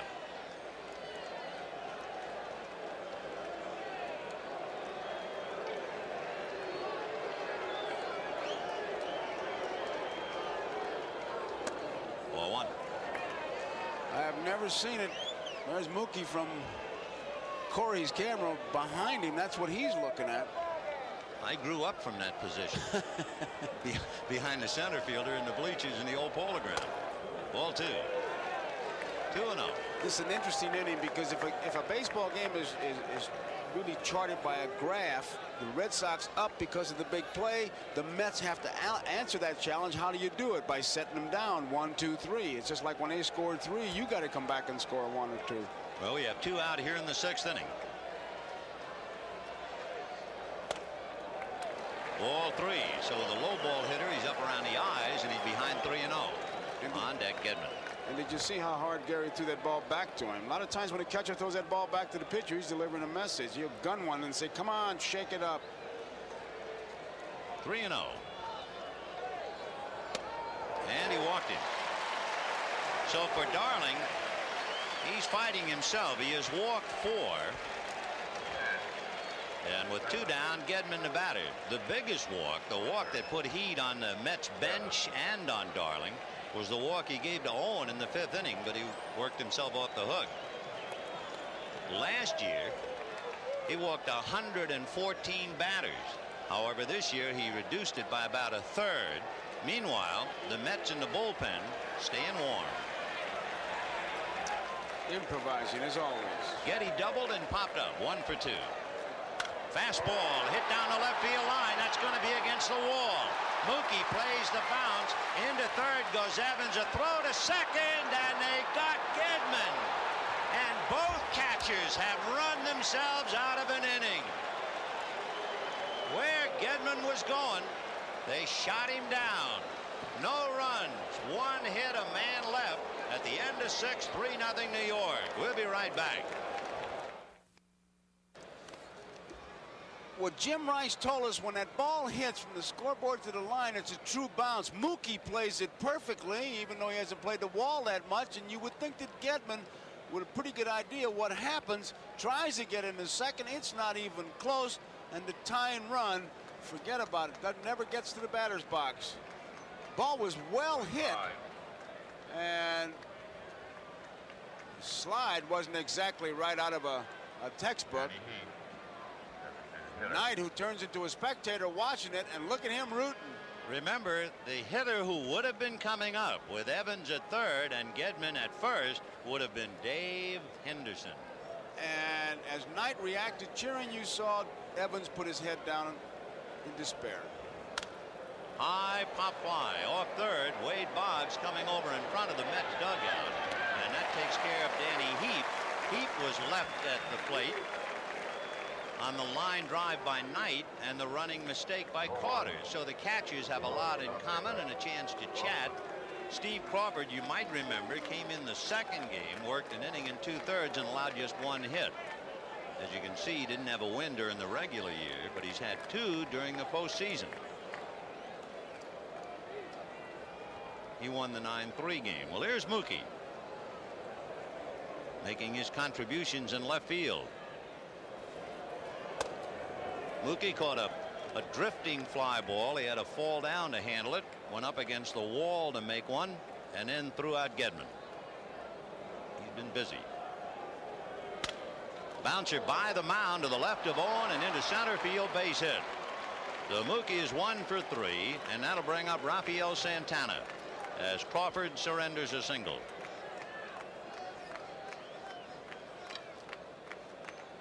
Just hits it right back up the middle.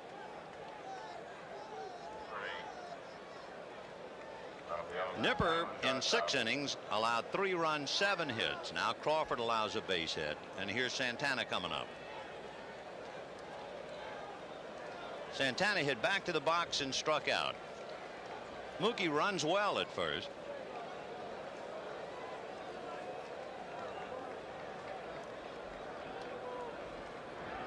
Right. We're in the 7th inning. 3-0 New York.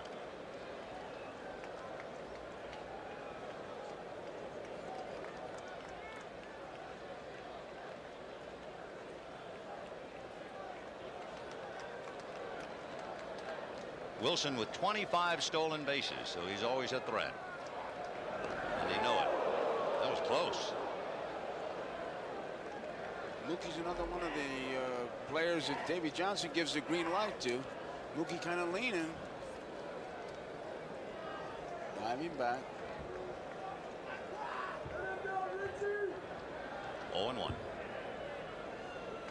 And he bluffs, and the ball hit foul. I think Santana trying to take a shot to right field, and the count 0-2. He may have faked Santana into that one.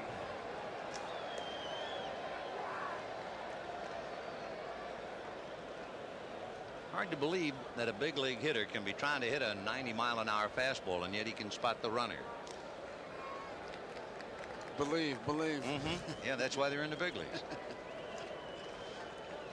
I've seen some guys do things I couldn't believe.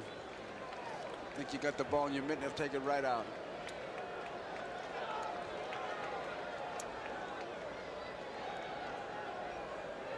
And got him looking, so Santana strikes out for the 2nd out. Strikeout number 1 for Steve Crawford. Wilson holding at first, and Dykstra coming up. Center fielder, Leighton Dykstra. Right down the middle, it seemed like. Gedman ready to go. Davey Johnson, if he has flashed his sign to Buddy Harrelson, Dykstra had a long look at Harrelson before getting in. He is grounded to short, grounded to first, and hit back to the box. And Boggs still looking bunt on the grass. 0-1. I tell you, Mookie really does a job down there. He fakes a lot of starts, and he snaps the infield going. I tell you, he's been getting a good enough jump. I'd kind of look for him to take off. Sure, and of course a good base runner like Wilson will open up a couple of holes.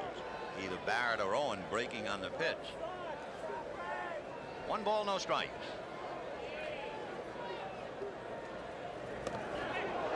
Close again. Crawford's quick and coming over there.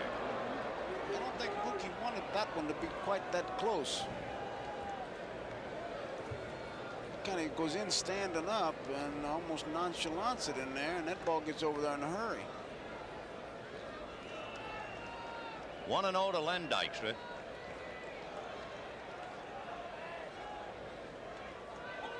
Time.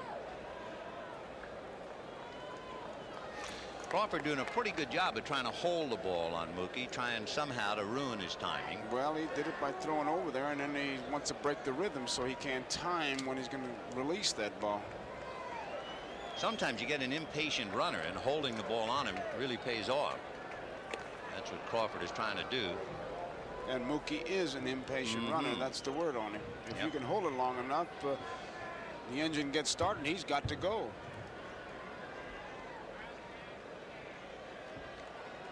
3-0 Mets, top of the 7th, 2 out. And he's gone. The pitch is a strike. Gedman's on a bounce. It hits Mookie, and it's deflected to Spike Owen. And that saves a base. Otherwise, the ball's into center field, and Mookie is at 3rd. And that big Crawford really got down. You look for Mookie to go. He was getting a good jump on his false starts, and then there he goes. And I mean, it's a straight steal. You see his head down looking for the bag. And the throw comes right into him, hits him right in the arm, and it goes right to Owen. That tells you it's a straight steal.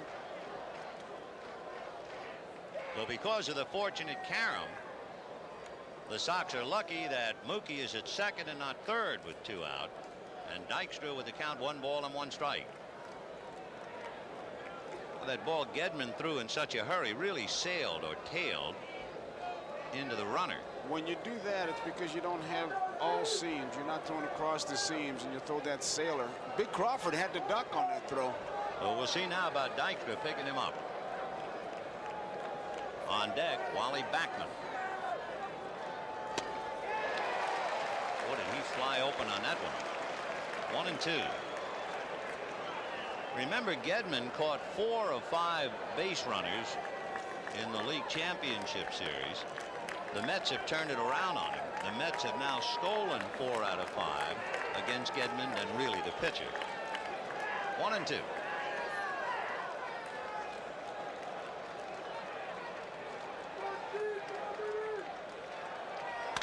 High fly ball into pretty deep right field. Back goes Evans on the track at the wall. Leaps, he can't get it. Home run for Dykstra. And what a picture Evans paints in right field. He got that ball inside. He got the other one outside. He missed the strike, and he gets this one inside, and the little guy just turns on it and pumps it into the seats. Lenny Dykstra, who inspired the Mets with a first-inning home run last night. And all you really have to do is look at Dwight Evans for the whole story. It's worth more than 1,000 words. You got a glove on it. Now look. Wally Backman. There it is. That's the picture. Backman.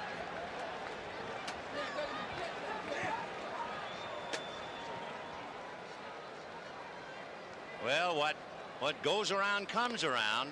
All you have to do is think back. Anaheim Stadium in Southern California. Dave Henderson, Bobby Grich, the long drive to center. Henderson getting his glove on it and spilling it over. And now Evans is hit by the same thunderbolt, and it's 5-0 New York.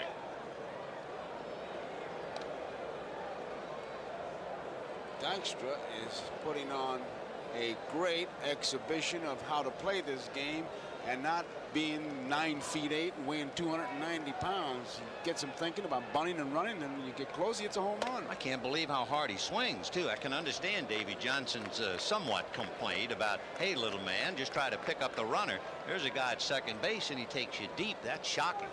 But that first one outside, he just kind of tried to punch it to left field. They got inside. He turned on it. 3-0. Right. 5 runs, 9 hits for the Mets. No runs, 4 hits for the Sox in the 7th.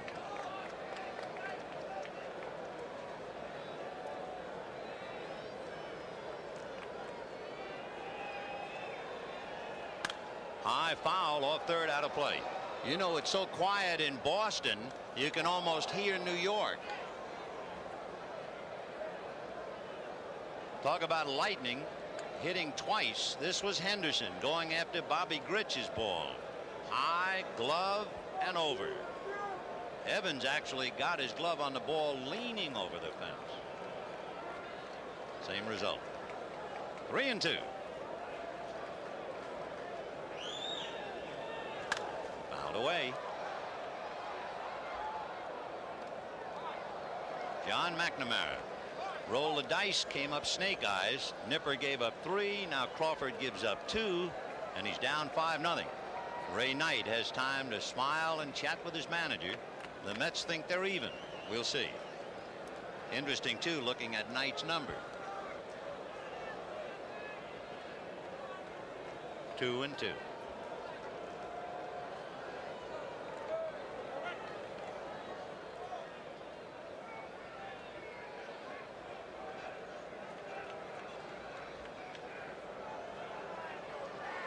Two down and a full count to Wally Backman. Fouled away. I tell you, both Dykstra and Backman really give you a good illustration as we look at Dykstra on the bench. A good illustration of what concentration is all about. Backman, he's concentrating on sending that ball back up the middle. That's what he wants to do. That's his target. Dykstra looked like he was going to hit the ball in the opposite field, and got the ball inside. He just took the top hand off the ball, and there she goes, home run. 3-2 to Wally. Fastball hit to Marty Barrett. A little tricky hop, but he stays with it. Well, we showed you the picture of despair of Dwight Evans. What about the other side of the coin? Mr. Lenny Dykstra. This is how he reacted.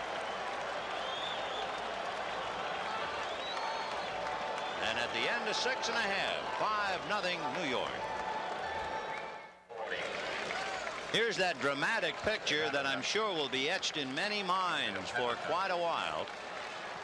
Not so much Evans going back, and not so much that the ball went off his glove. But oh, that look of utter frustration and despair. That's the picture.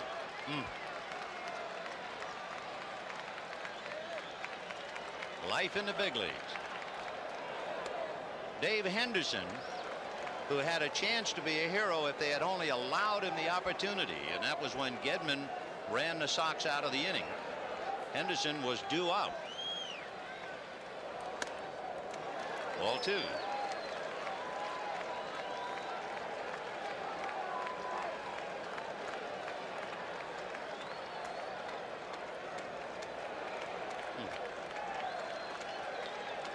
Two and 0. Right.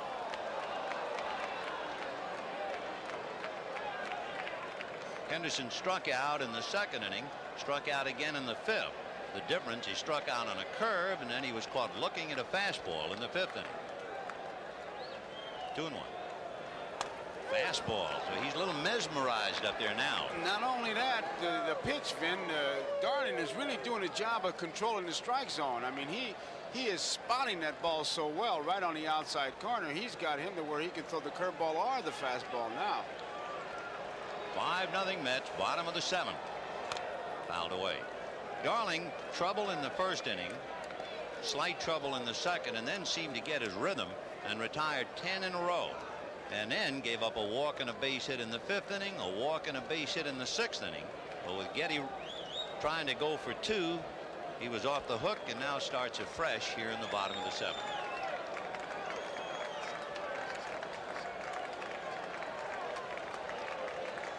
Two and 2. Busted bat and a fly ball down the left field line. Mookie over to make the catch, and look at the foul territory. Just about enough for a camp chair.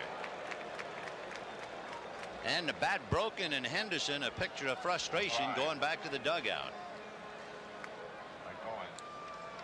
One down, and Spike Owen, the batter, grounded out, and then, much to the disgust of Ron Darling, walked in the 5th.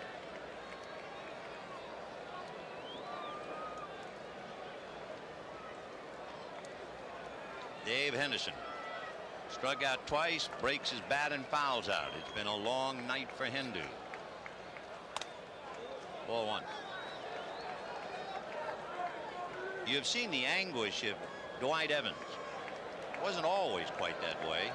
So later on, we'll dust off a happy memory for Dwight. 2-0. He's just really disgusted with himself because he's just trying to throw a fastball over the middle of the plate for a strike, and here he is behind, 2 balls and no strikes. He's got a 5-run lead to a guy who hit 130 against right-handers this year. 2 and 1. And that was borderline.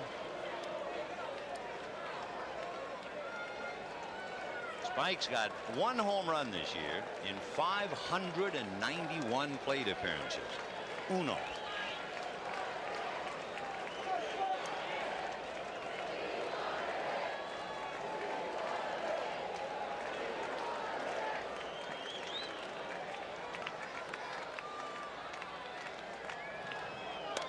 And he's behind ball 3. 3 and 1. When you get like that, you're disgusted with yourself. You really get to aim in the ball, and you say, well, I'm just going to throw it down the middle and let him hit it, and you just can't find the plate. And everybody's telling you what to do, and you say, well, what do you think I'm trying to do? In there. So 3 and 2. He's not trying to finesse him. He's trying to get the ball for a strike. Mel Stottlemyre on the left. Johnson on the right. Mel, of course, pitched for the Yankees and pitched many times here at Fenway. 3 and 2. Foul ball down the left field line, out of play.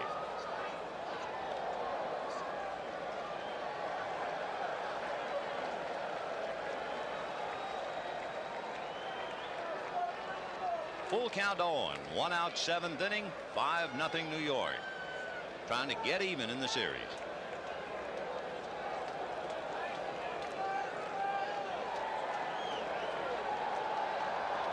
And he walked him again. Leading 5-0. He walks Spike on. He is fit to be tied. And the Mets realize it, and they come in to try and soothe him down a little bit.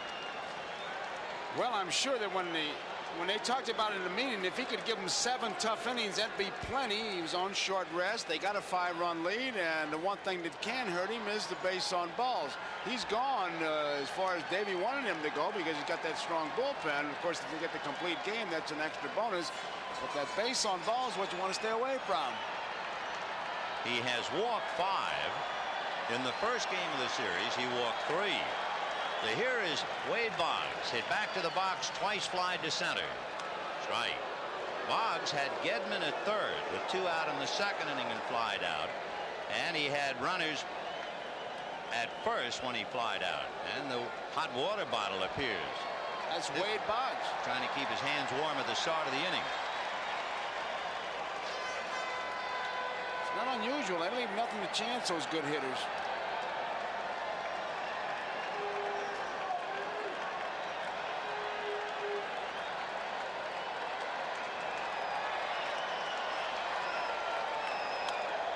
Now, isn't that something? You pitch to a guy hitting 130, and you can't throw a strike to him, and now you got the best hitter maybe in baseball along with Don Mattingly, and you immediately go 0-2. The difference is to Boggs he's pitching, to Owen he was aiming.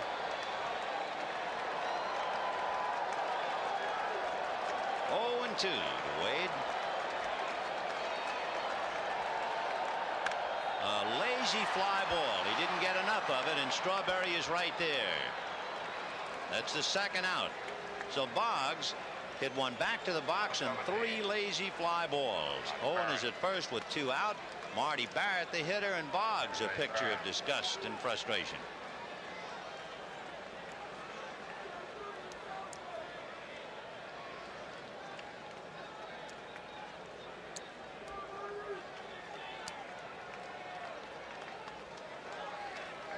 He doesn't do this that often. He's 0 for 4 today and a bit disgusted that he didn't hit that ball a little bit better. So the batter is Marty Barrett. Double, single, popped to short. 2 for 3. Ball 1. 5-0 Mets in the 7th.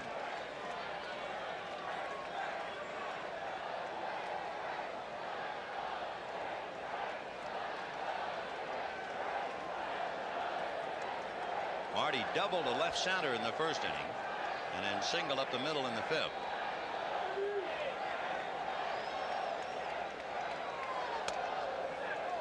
He's behind to him 2-0 with Bill Buckner on deck.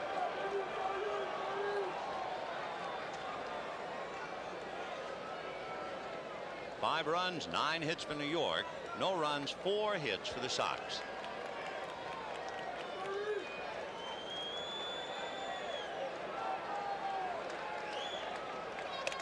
Ball 3. Remember the last time that Barrett was up, he worked the count to 3-0 and then worked it to 3-2 and got a base hit. That'll start stirring right now. Stoudemire on the phone. 3-0 the count to Marty Barrett. Taken all the way. Ball 4. So Darling is laboring now. And Roger McDowell, the sinker baller, will get up in the pen. If you remember, McDowell pitched 2 innings back of Bobby Ojeda last night and retired 6 in a row. Well, McDowell heating up, meeting at the mound, and Buckner the batter. Buckner has grounded to first, fouled out to first, and popped up to second. His pop-up in the 5th inning came with runners at first and third. For Darling, 6 walks, his season high, and Mel Stottlemyre on his way out to the mound. I don't believe Stottlemyre makes pitching changes very often, so he's not bringing a hook with him. He's out there to counsel. Well, I think he's out there to buy time. There's not a whole lot to counsel about except just keep throwing strikes if you can. That's what you have to do. You got a 5-run lead. Tying runners still over there on that bench, and it's just a case of trying to break the mood. Okay, says Darling. Stottlemyre finished, turns and walks away. Those are always great conversations when you go out there. I mean, brilliant things are said like, come on, throw some strikes. I'm trying. Oh, I know you're trying, but throw some strikes. With something on it. Well, here's Buckner, 0 for 3. 2 on, 2 out in the 7th. The Sox have left 7 men in 6 innings, and they have 2 aboard now in the 7th.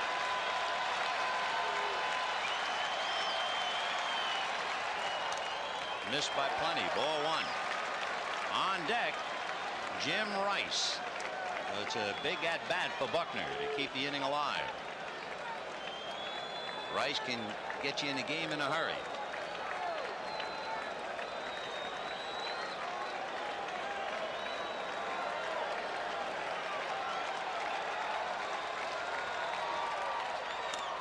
Fastball on the outside corner, 1-1.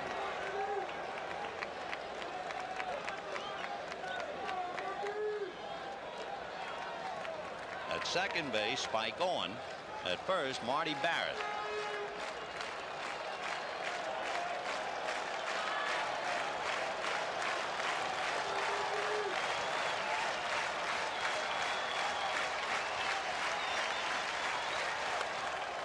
They're going to check on a swing. No swing, says John Kibler.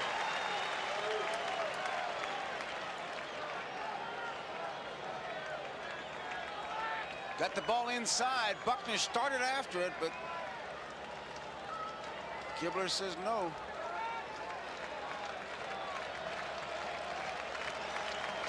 Two balls and 1 strike with 2 out. 5-0 Mets, 7th inning. Owen and Barrett away from the bases.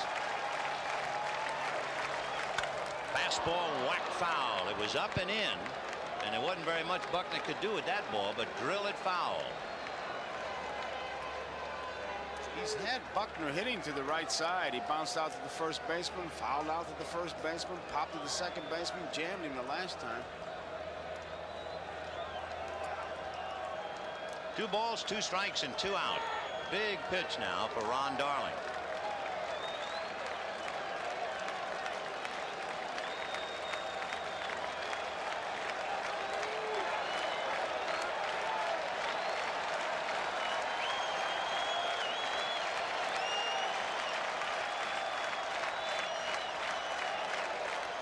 Pulled that one foul, and again inside. He's staying right inside, and all Buck can do is pull him.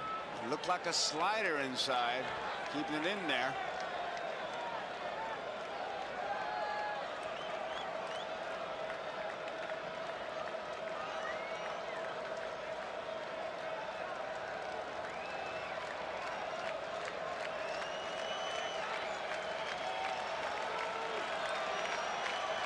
Two balls, 2 strikes. Will he gamble with that fastball on the outside part of the plate now that he's crowded him? That's just one of the thoughts going on.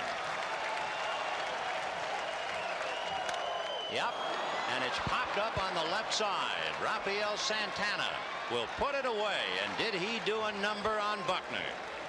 The Bucks pops up, and Darling's out of the jam, and it's 5-0 New York.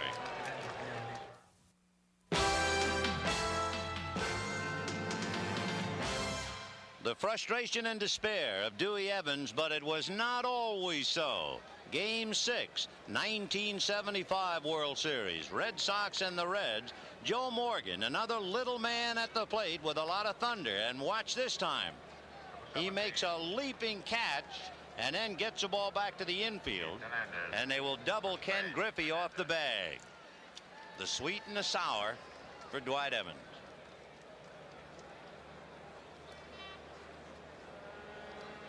It is 5-0 New York in the 8th inning. Keith Hernandez, Gary Carter, and Darryl Strawberry. Hernandez has walked and grounded out twice.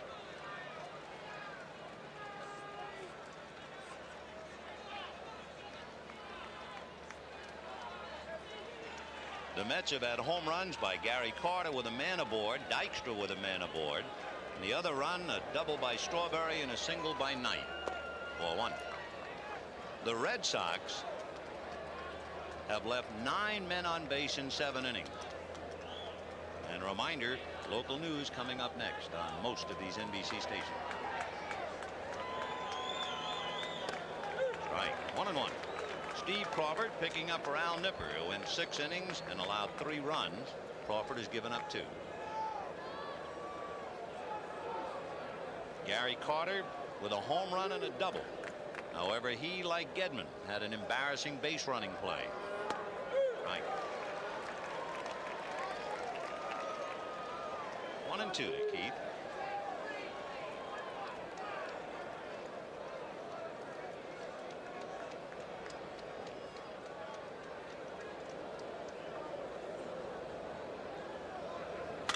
Line drive to right. Evans, however, has the ball hooked right to him. So Hernandez stings that one, but he's 0 for 3. And now Gary Carter.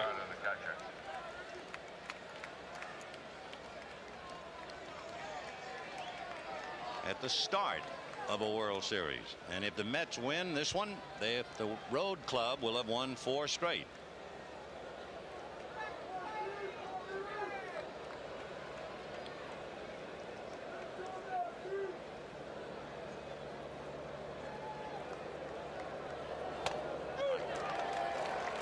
Carter was called out on a curve in the first inning and hit a fastball up into the net in the 4th.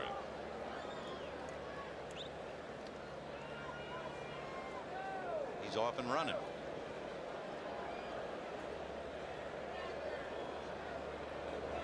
His double, you remember, a blooper to right field in the 6th inning. Darryl Strawberry on deck.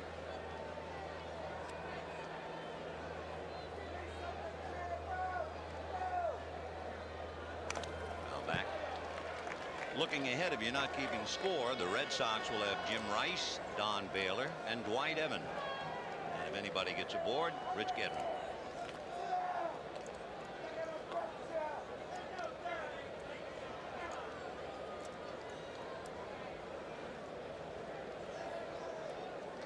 $33,920. And most of them very quiet.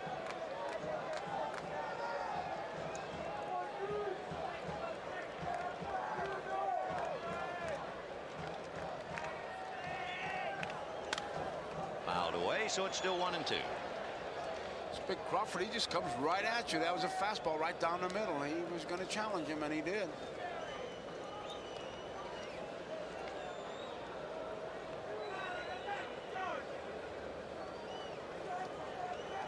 What determination, huh? Look at those eyes.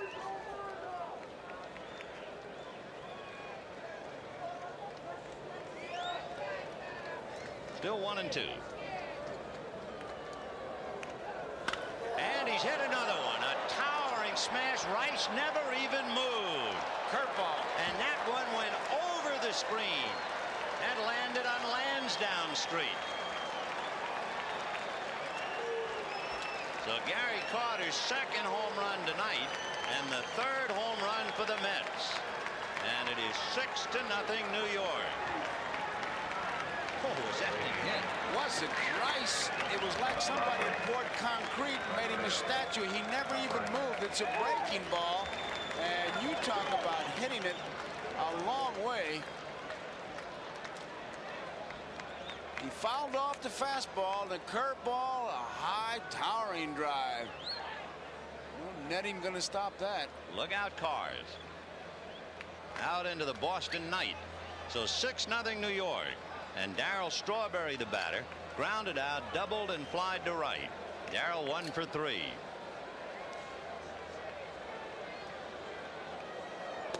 So make no mistake about it, the Mets are now alive and well in Boston. And look at Jim Rice. He doesn't even turn around. Yes, he does. Yeah, just to see how far. High. He knows how it's going to be gone. He's heard that sound many times. 1-1 to Strawberry. And Vin in the stands, it looked like somebody punched the time clock. All the early workers got to get home. Talking about workers, I'm sure there are workers at Shea Stadium in New York starting to clean and rub and get ready. He's way out in front. 1-2. So the Mets are trying to go back to New York. One more game tomorrow night. It'll be Dwight Gooden and Bruce Hurst.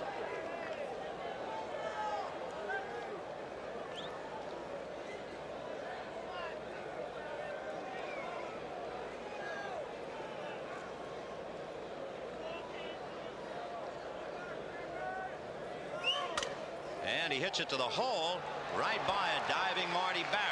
So Strawberry is 2 for 4 as he singles to right. And the batter is Ray Knight. And remember, the leadoff hitter, Keith Hernandez, almost broke the ball when he hit the line drive at Dwight Evans. So they're starting to rip Crawford a little bit.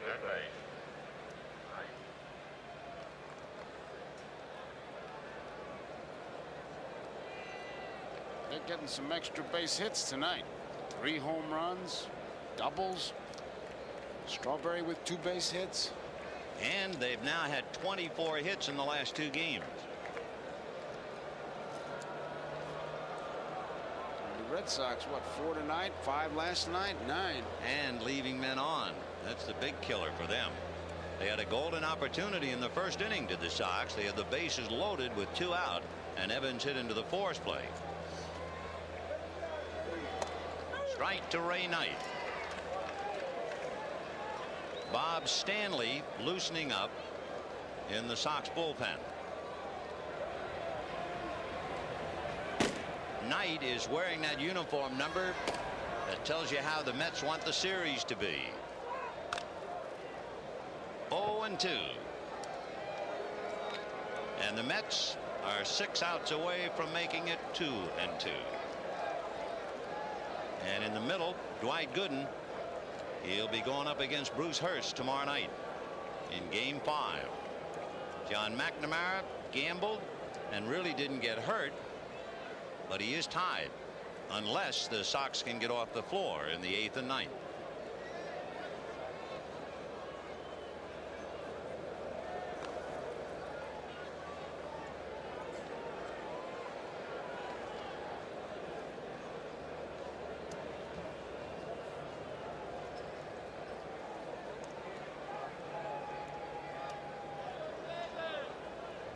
Strawberry's going, and he tipped it off. The throw down, he is out. If we have a picture of him at first base, it'll be very interesting, because the scouts have always said he digs in with his left foot, and on an 0-2 pitch, dig in he did, and he was thrown out. The Mets lead 6-0. You tipped it off, Darryl. We told you that Darryl Strawberry tipped it off. Watch his left foot. See him dig in? That's the tip-off. He's going. See it wiggle? He's telling anybody who knows him that he's going to go. And he took off. And Gedman's throw a little high, and he gets tagged right on the coconut by Marty Barrett. And that's why they wear helmets when they run the bases. Remember, the count was 0-2, so that ended the inning. But amazing how those little mannerisms of ball players, if you can spot it, it's like waving a red flag. Jim Rice, Don Baylor, and Dwight Evans in the bottom of the 8th inning. 6-0 New York. Rice walked, struck out, fly to center, and Roger McDowell is the pitcher.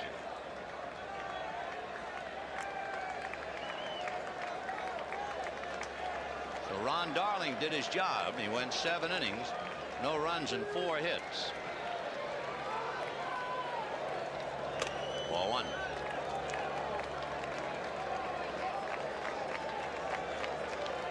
McDowell faced 6 batters last night. Only 1 ball hit in the air to the outfield. 5 ground balls. And there's a shot inside the line. And it's not coming out. Strawberry down to get it, and Rice on his way for 2, and he's in there with a double. The 3rd double for the Sox tonight.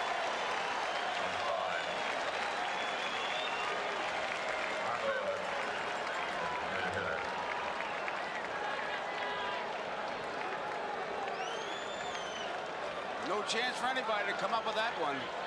2-base hit written all over, especially when she stops. So 6-0 Mets, and the Red Sox trying to come back. Don Baylor has walked, struck out, and flied to left.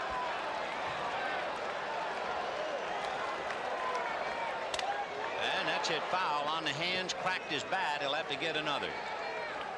So Baylor cracked that handle. Remember we said about Carter's home run on Lansdowne Street, look out cars.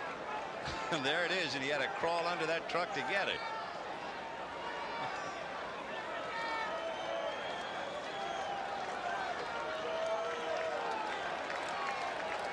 Oh, 0-1 to Baylor.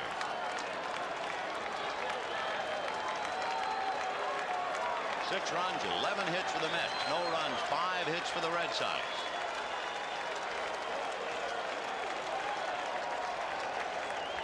Ground foul hard in front of Rene Lachemann. 0-2. I tell you, that's a tough spot. Third base coach with some of these big right-hand batters ready to eat you up. Those big pull hitters. Tough. 0-2 to Baylor. Baylor is basically a low ball hitter, and he's facing a sinker ball pitcher. Rice at second, nobody out in the eighth. That's an understatement. Call this guy a single baller, as great as that is.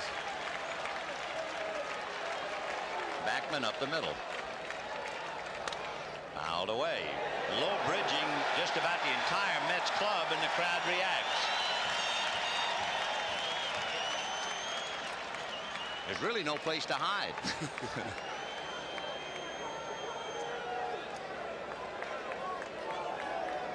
Look at him get out of the way.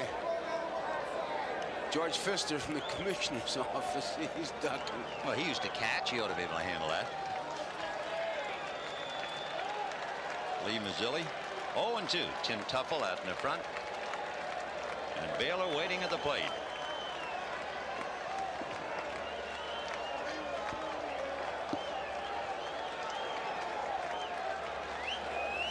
And he lines it right at Santana. He went down to get it, hit it hard, but lines out. So Rice holding. And he played perfectly. Santana was protecting the hole between short and third, and that's where he hit it. So with one away, here is Dwight Evans. Bases loaded in the first inning. Made the third out. Hit into a force play. Flied to left in the fourth. Walked in the sixth. And was left standing at third as Gedman was thrown out trying to stretch. And then, of course, that agonizing moment in the seventh when Dykstra's drive went off his glove for the 2-run home run.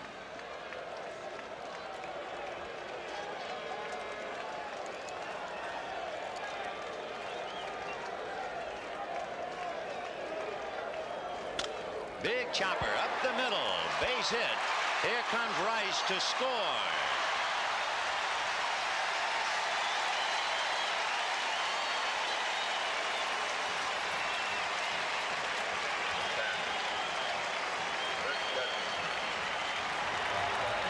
So Roger McDowell is touched up for the run as the Sox get on the scoreboard. 6-1 New York, and Rich Gedman the batter. Prior to tonight, McDowell had faced the minimum of 3 batters in 10 of 11 postseason innings. And now here in the 8th, he gives up a double, a line drive out, a single for an RBI, and here's Gedman. Getty is 2 for 3, doubled and singled. Double to right, singled high off the wall in left, and hits it just foul. Just foul outside of third.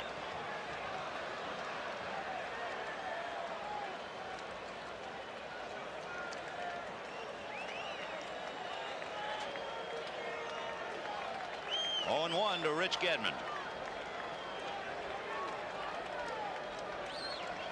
Trying to take the sinker the opposite way, and he comes very close to the extra base hit. That's a good advice, isn't it, against a sinker ball pitcher? Try not to pull him. Exactly.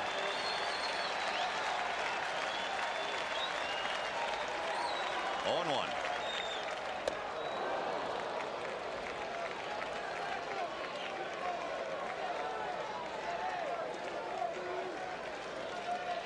That would have been interesting had Evans been running to see if interference would have been called with that bat waving the way it was in front of Carter. 0-2. And a big chopper into right right field. Evans around second, on his way to third, and the Sox try to come alive.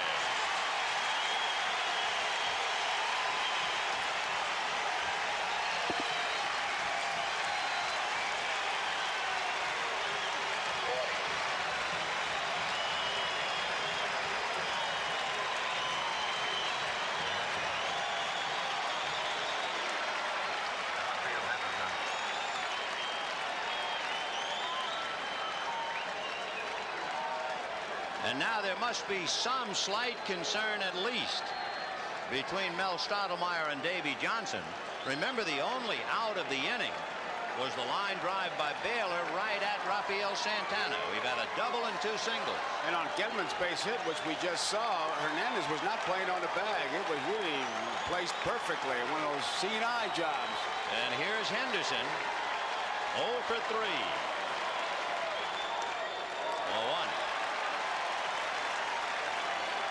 Rich Gedman standing at first with his 3rd hit. Dwight Evans down the line from 3rd. A run over in the 8th. 6-1 New York. Now back. 1-1. John McNamara wondering about his team coming back. They've had 39 come from behind wins this year.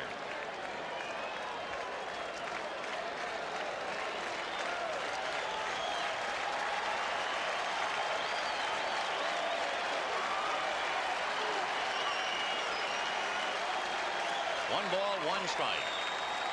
Gedman at first. Evans at third. 1 away. High fly ball to right, deep enough to pick up a run. Strawberry for the catch. Scoring is Evans. Gedman holds at first, and it's 6-2 New York. So Henderson picks up an RBI.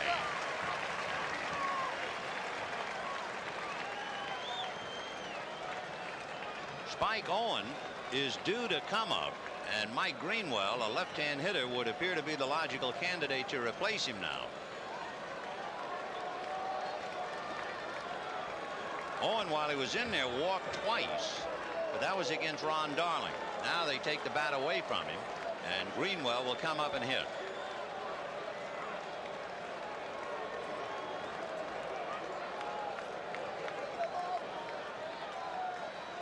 McDowell, a single baller, has been hit hard in the 8th inning. Evans singled and eventually worked his way around to score the 2nd run. So it is 6-2 Mets, bottom of the 8th.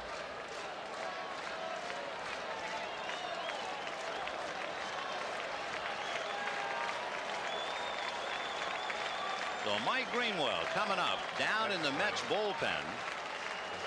Left-hander Jesse Orosco. Remember, Boggs is left-handed, and after Barrett, Buckner is left-handed.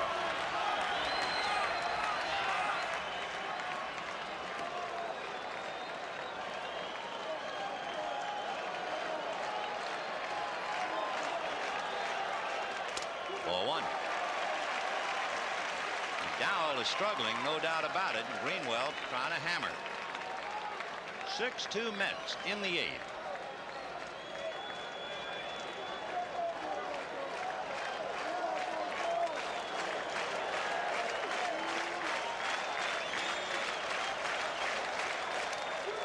Missed again, ball 2.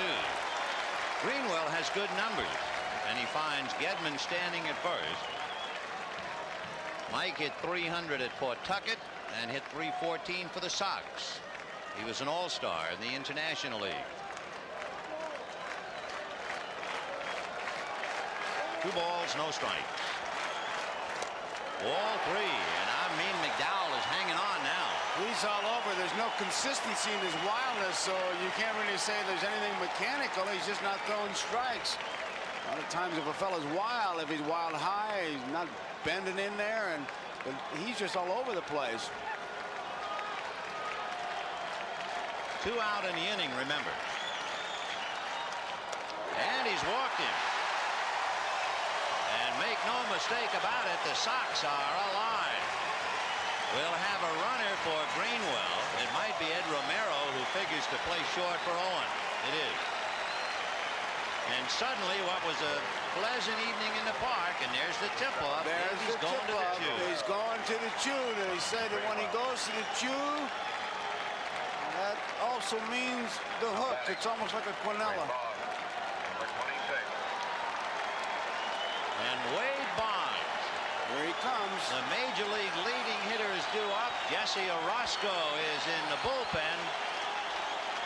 And that would appear to be all for McDowell. He gave up a double, a line drive out, singles to Evans, a single to Gedman, a scoring fly ball from Henderson, and when he walked Greenwell, he was done.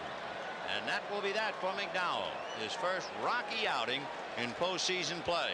So Orosco going head-to-head with Boggs after this.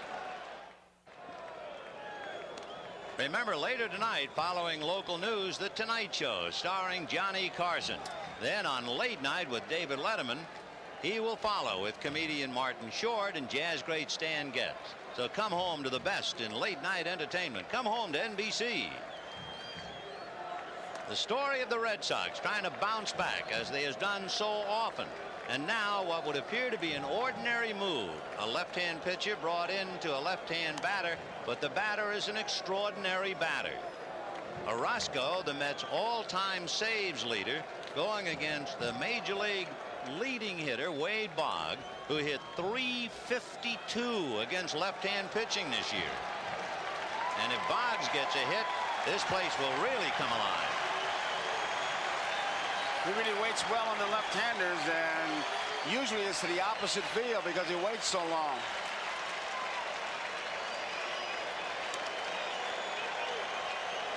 Two on. Romero standing at first, Gedman at second, and Orosco center stage.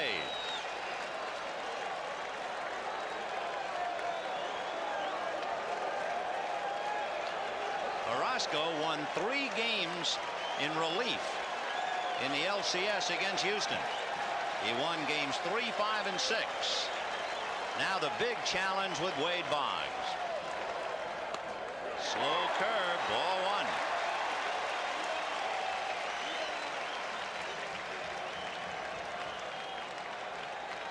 1. You might remember Orosco striking out Kevin Bass with so many mean sliders in that last game. Fastball, and he missed inside. Ball 2.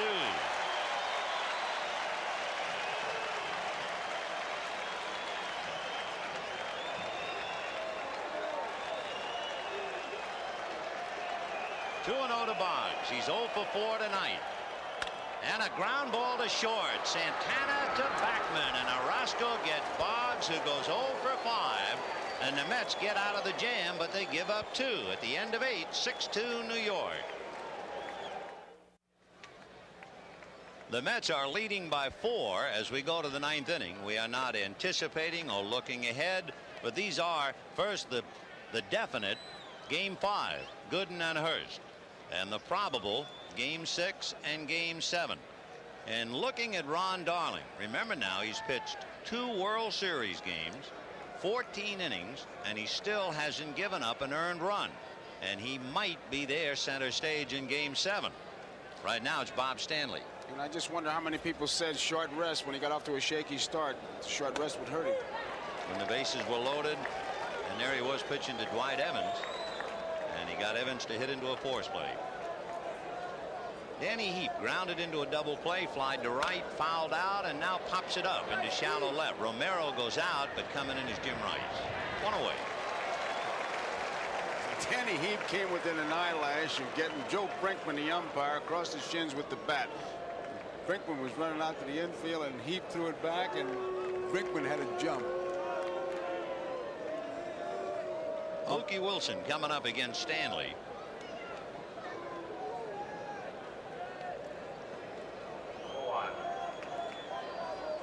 Mookie grounded out, flied out, and single, and hits a shot just under Stanley's glove into center field. So Mookie is 2 for 4. Remember, he stole second in the 7th inning, and with 2 out, Dykstra homered.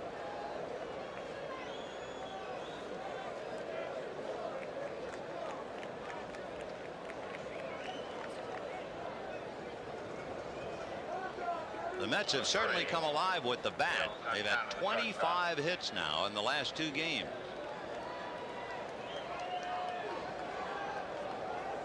Santana 0 for 3. Big bouncer foul. The heart of the Mets lineup tonight, the number 4, 5, and 6 hitters, they are 7 for 12 with 4 RBIs. So they look to the big guys, and tonight they got it.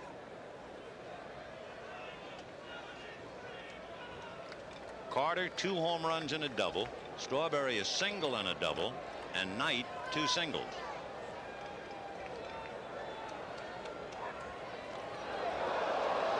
Tell you, you can't take for granted that Mookie's going to stay there.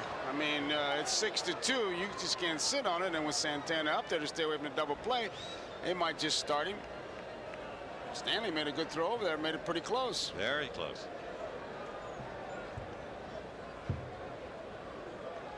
He's gone. I tell you, he was gone. That's a roll-on tag, boy. Sir, 5-day roll-on. He's going.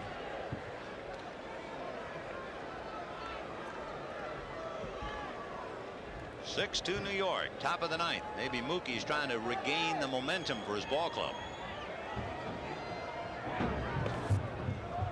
Well, the Red Sox believe he's going, I'll tell you that.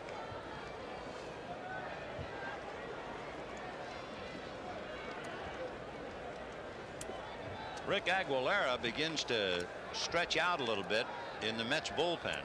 And there goes Mookie on a pitch out. The throw is into center field, and this time it didn't hit Mookie, and he's over to third. Remember the last time Gedman's throw hit him, or he would have gone to third, and this time he made it. Meanwhile, Santana throwing his bat at the pitch.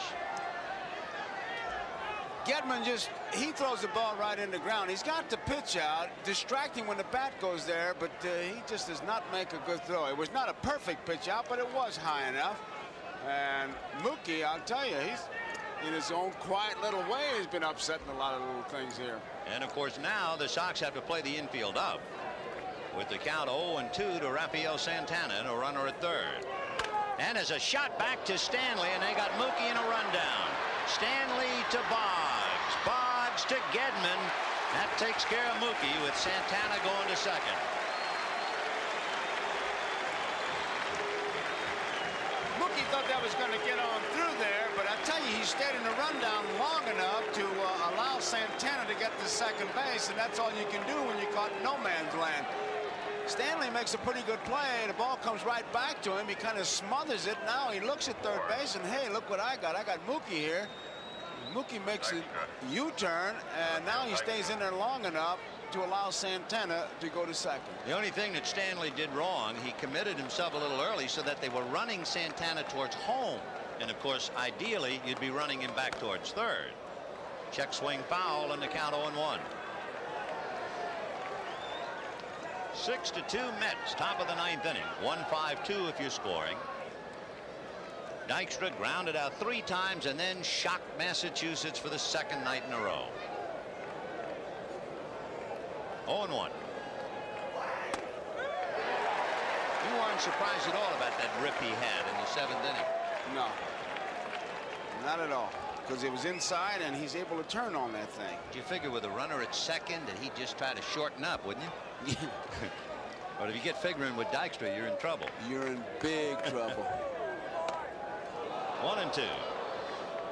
Just a footnote on that Mookie Wilson play. It looked like it was one of those contact plays. As soon as you hear contact, go, because if that ball hits the ground, and Stanley luckily held it, even though he didn't catch it cleanly, he would have scored because he was breaking immediately.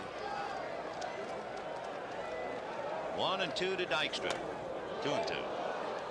6 runs, 12 hits for the Mets. 2 runs, 7 hits, and an error for Boston. On deck, Wally Backman, Keith Hernandez. They're always out there. He uses that time Hernandez does to loosen up. And then when Backman gets up there, he gets on one knee and studies. He's got everything worked out. Of course, this is the day and age of standing room only in the on-deck circle. Did you ever see that when you played? No way. Sometimes you'll see 3 men out there. Well, the umpires will run him off once in a while. I know he said in the playoffs, Hernandez said he couldn't stand out there, but they're just letting him do anything here. 3-2 the count of Wally Backman.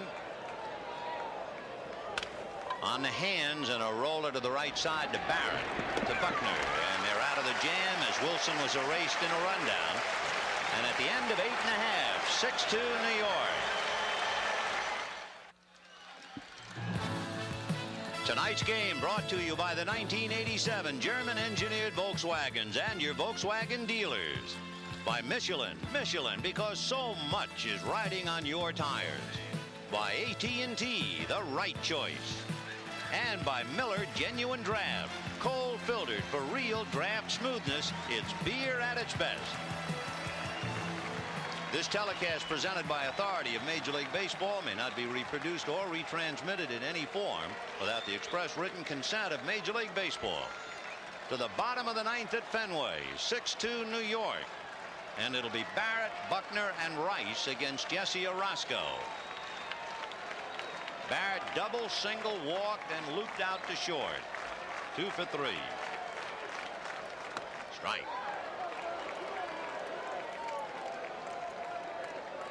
Marty Barrett has 4 home runs this year, all 4 of them here at Fenway. Big man in the series. And of course MVP in the league championship series. 1-1.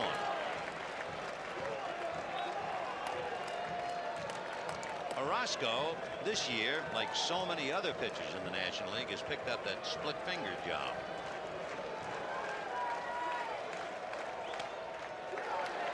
Two balls, 1 strike. He'll turn over the ball. Those are all nice, but he better come to the ballpark with the fastball and the big curveball. Here he comes, 2-1. And the fastball missed, and he's behind 3-1 to Barrett.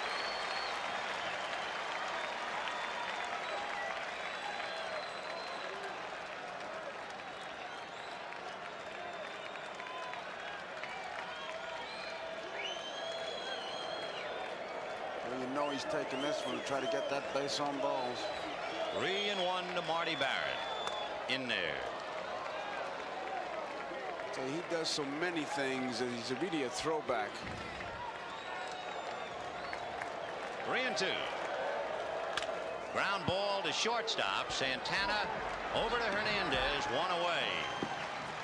The executive producer of NBC Sports, Michael Weisman, and sending along the pictures for your enjoyment, the coordinating producer for NBC Baseball and tonight's director, Harry Coyle. The telecast of tonight's World Series game, produced by John J. Filippelli. Pre-game produced by Les Dennis. Pre-game directed by Andy Rosenberg. Technical directors Lenny Stucker and Steve Semien.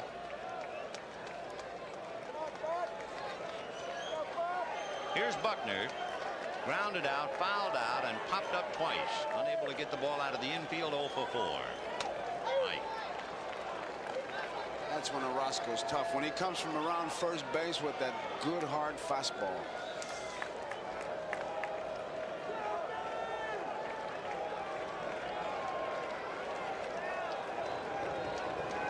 Jim Rice on deck.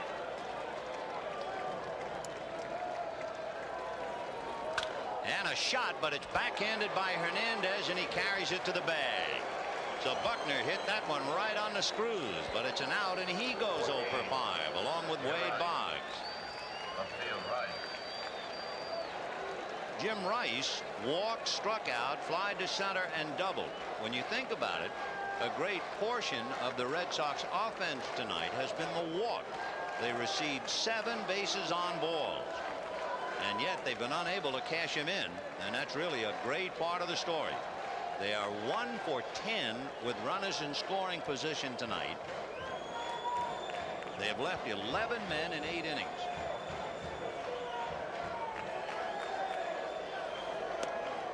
Low fastball, but it was the first fastball, and Jim's not going to wait for the second.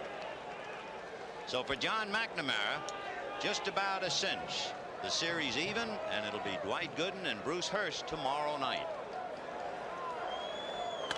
Fisted foul out of play, and the count 0-2.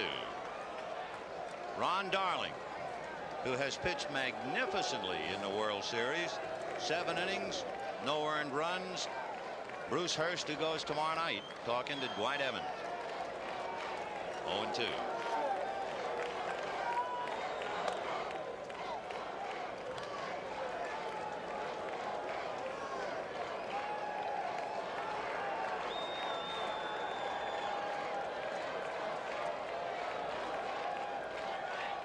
2 balls, 2 strikes.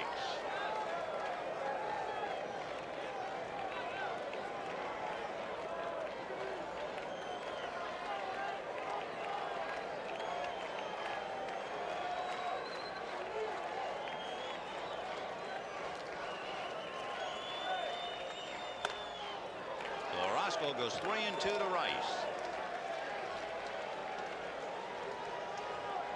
Ron Darling walked 6. Roger McDowell walked 1. 3-2.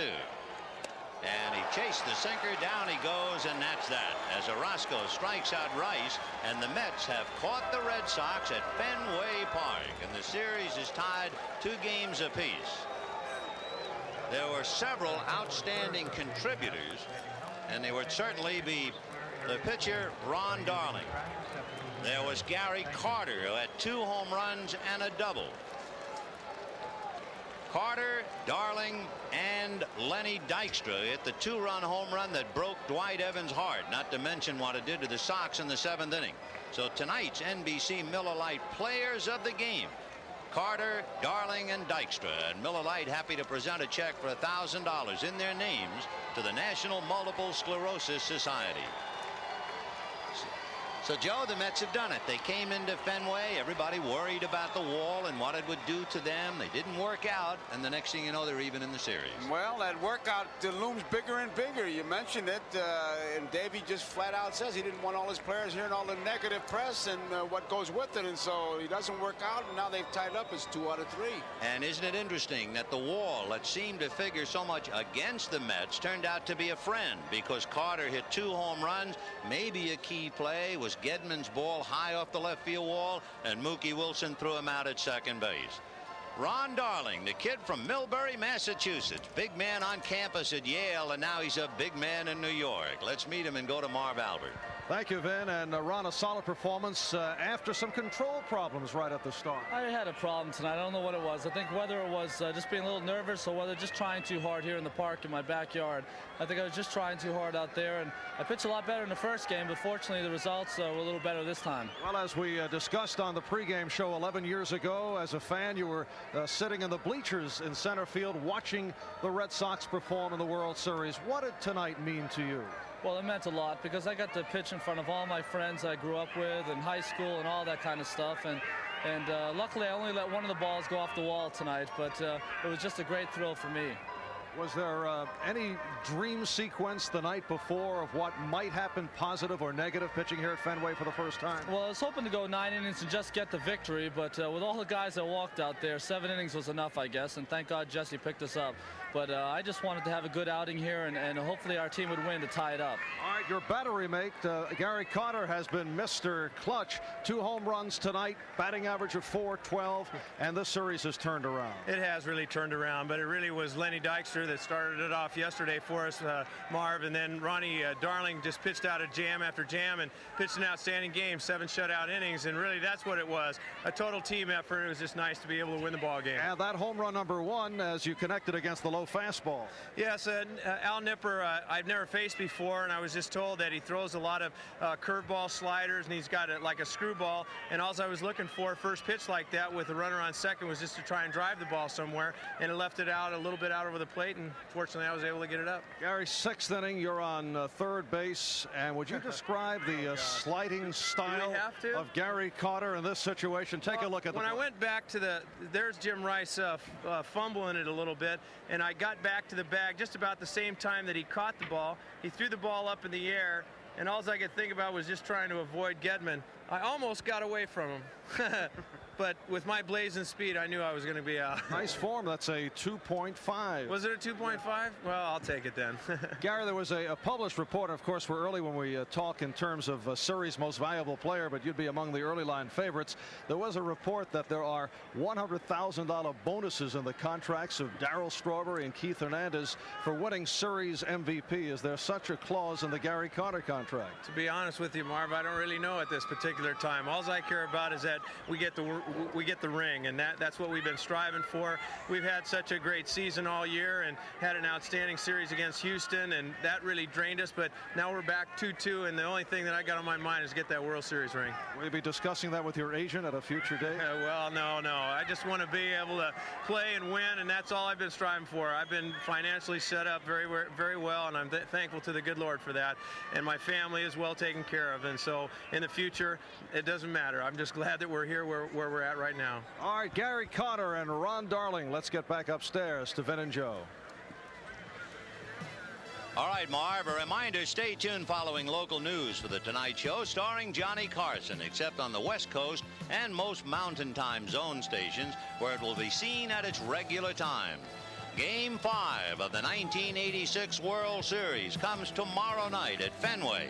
Till then, for Joe Garagiola, this is Vin Scully wishing you a very pleasant good evening from Boston.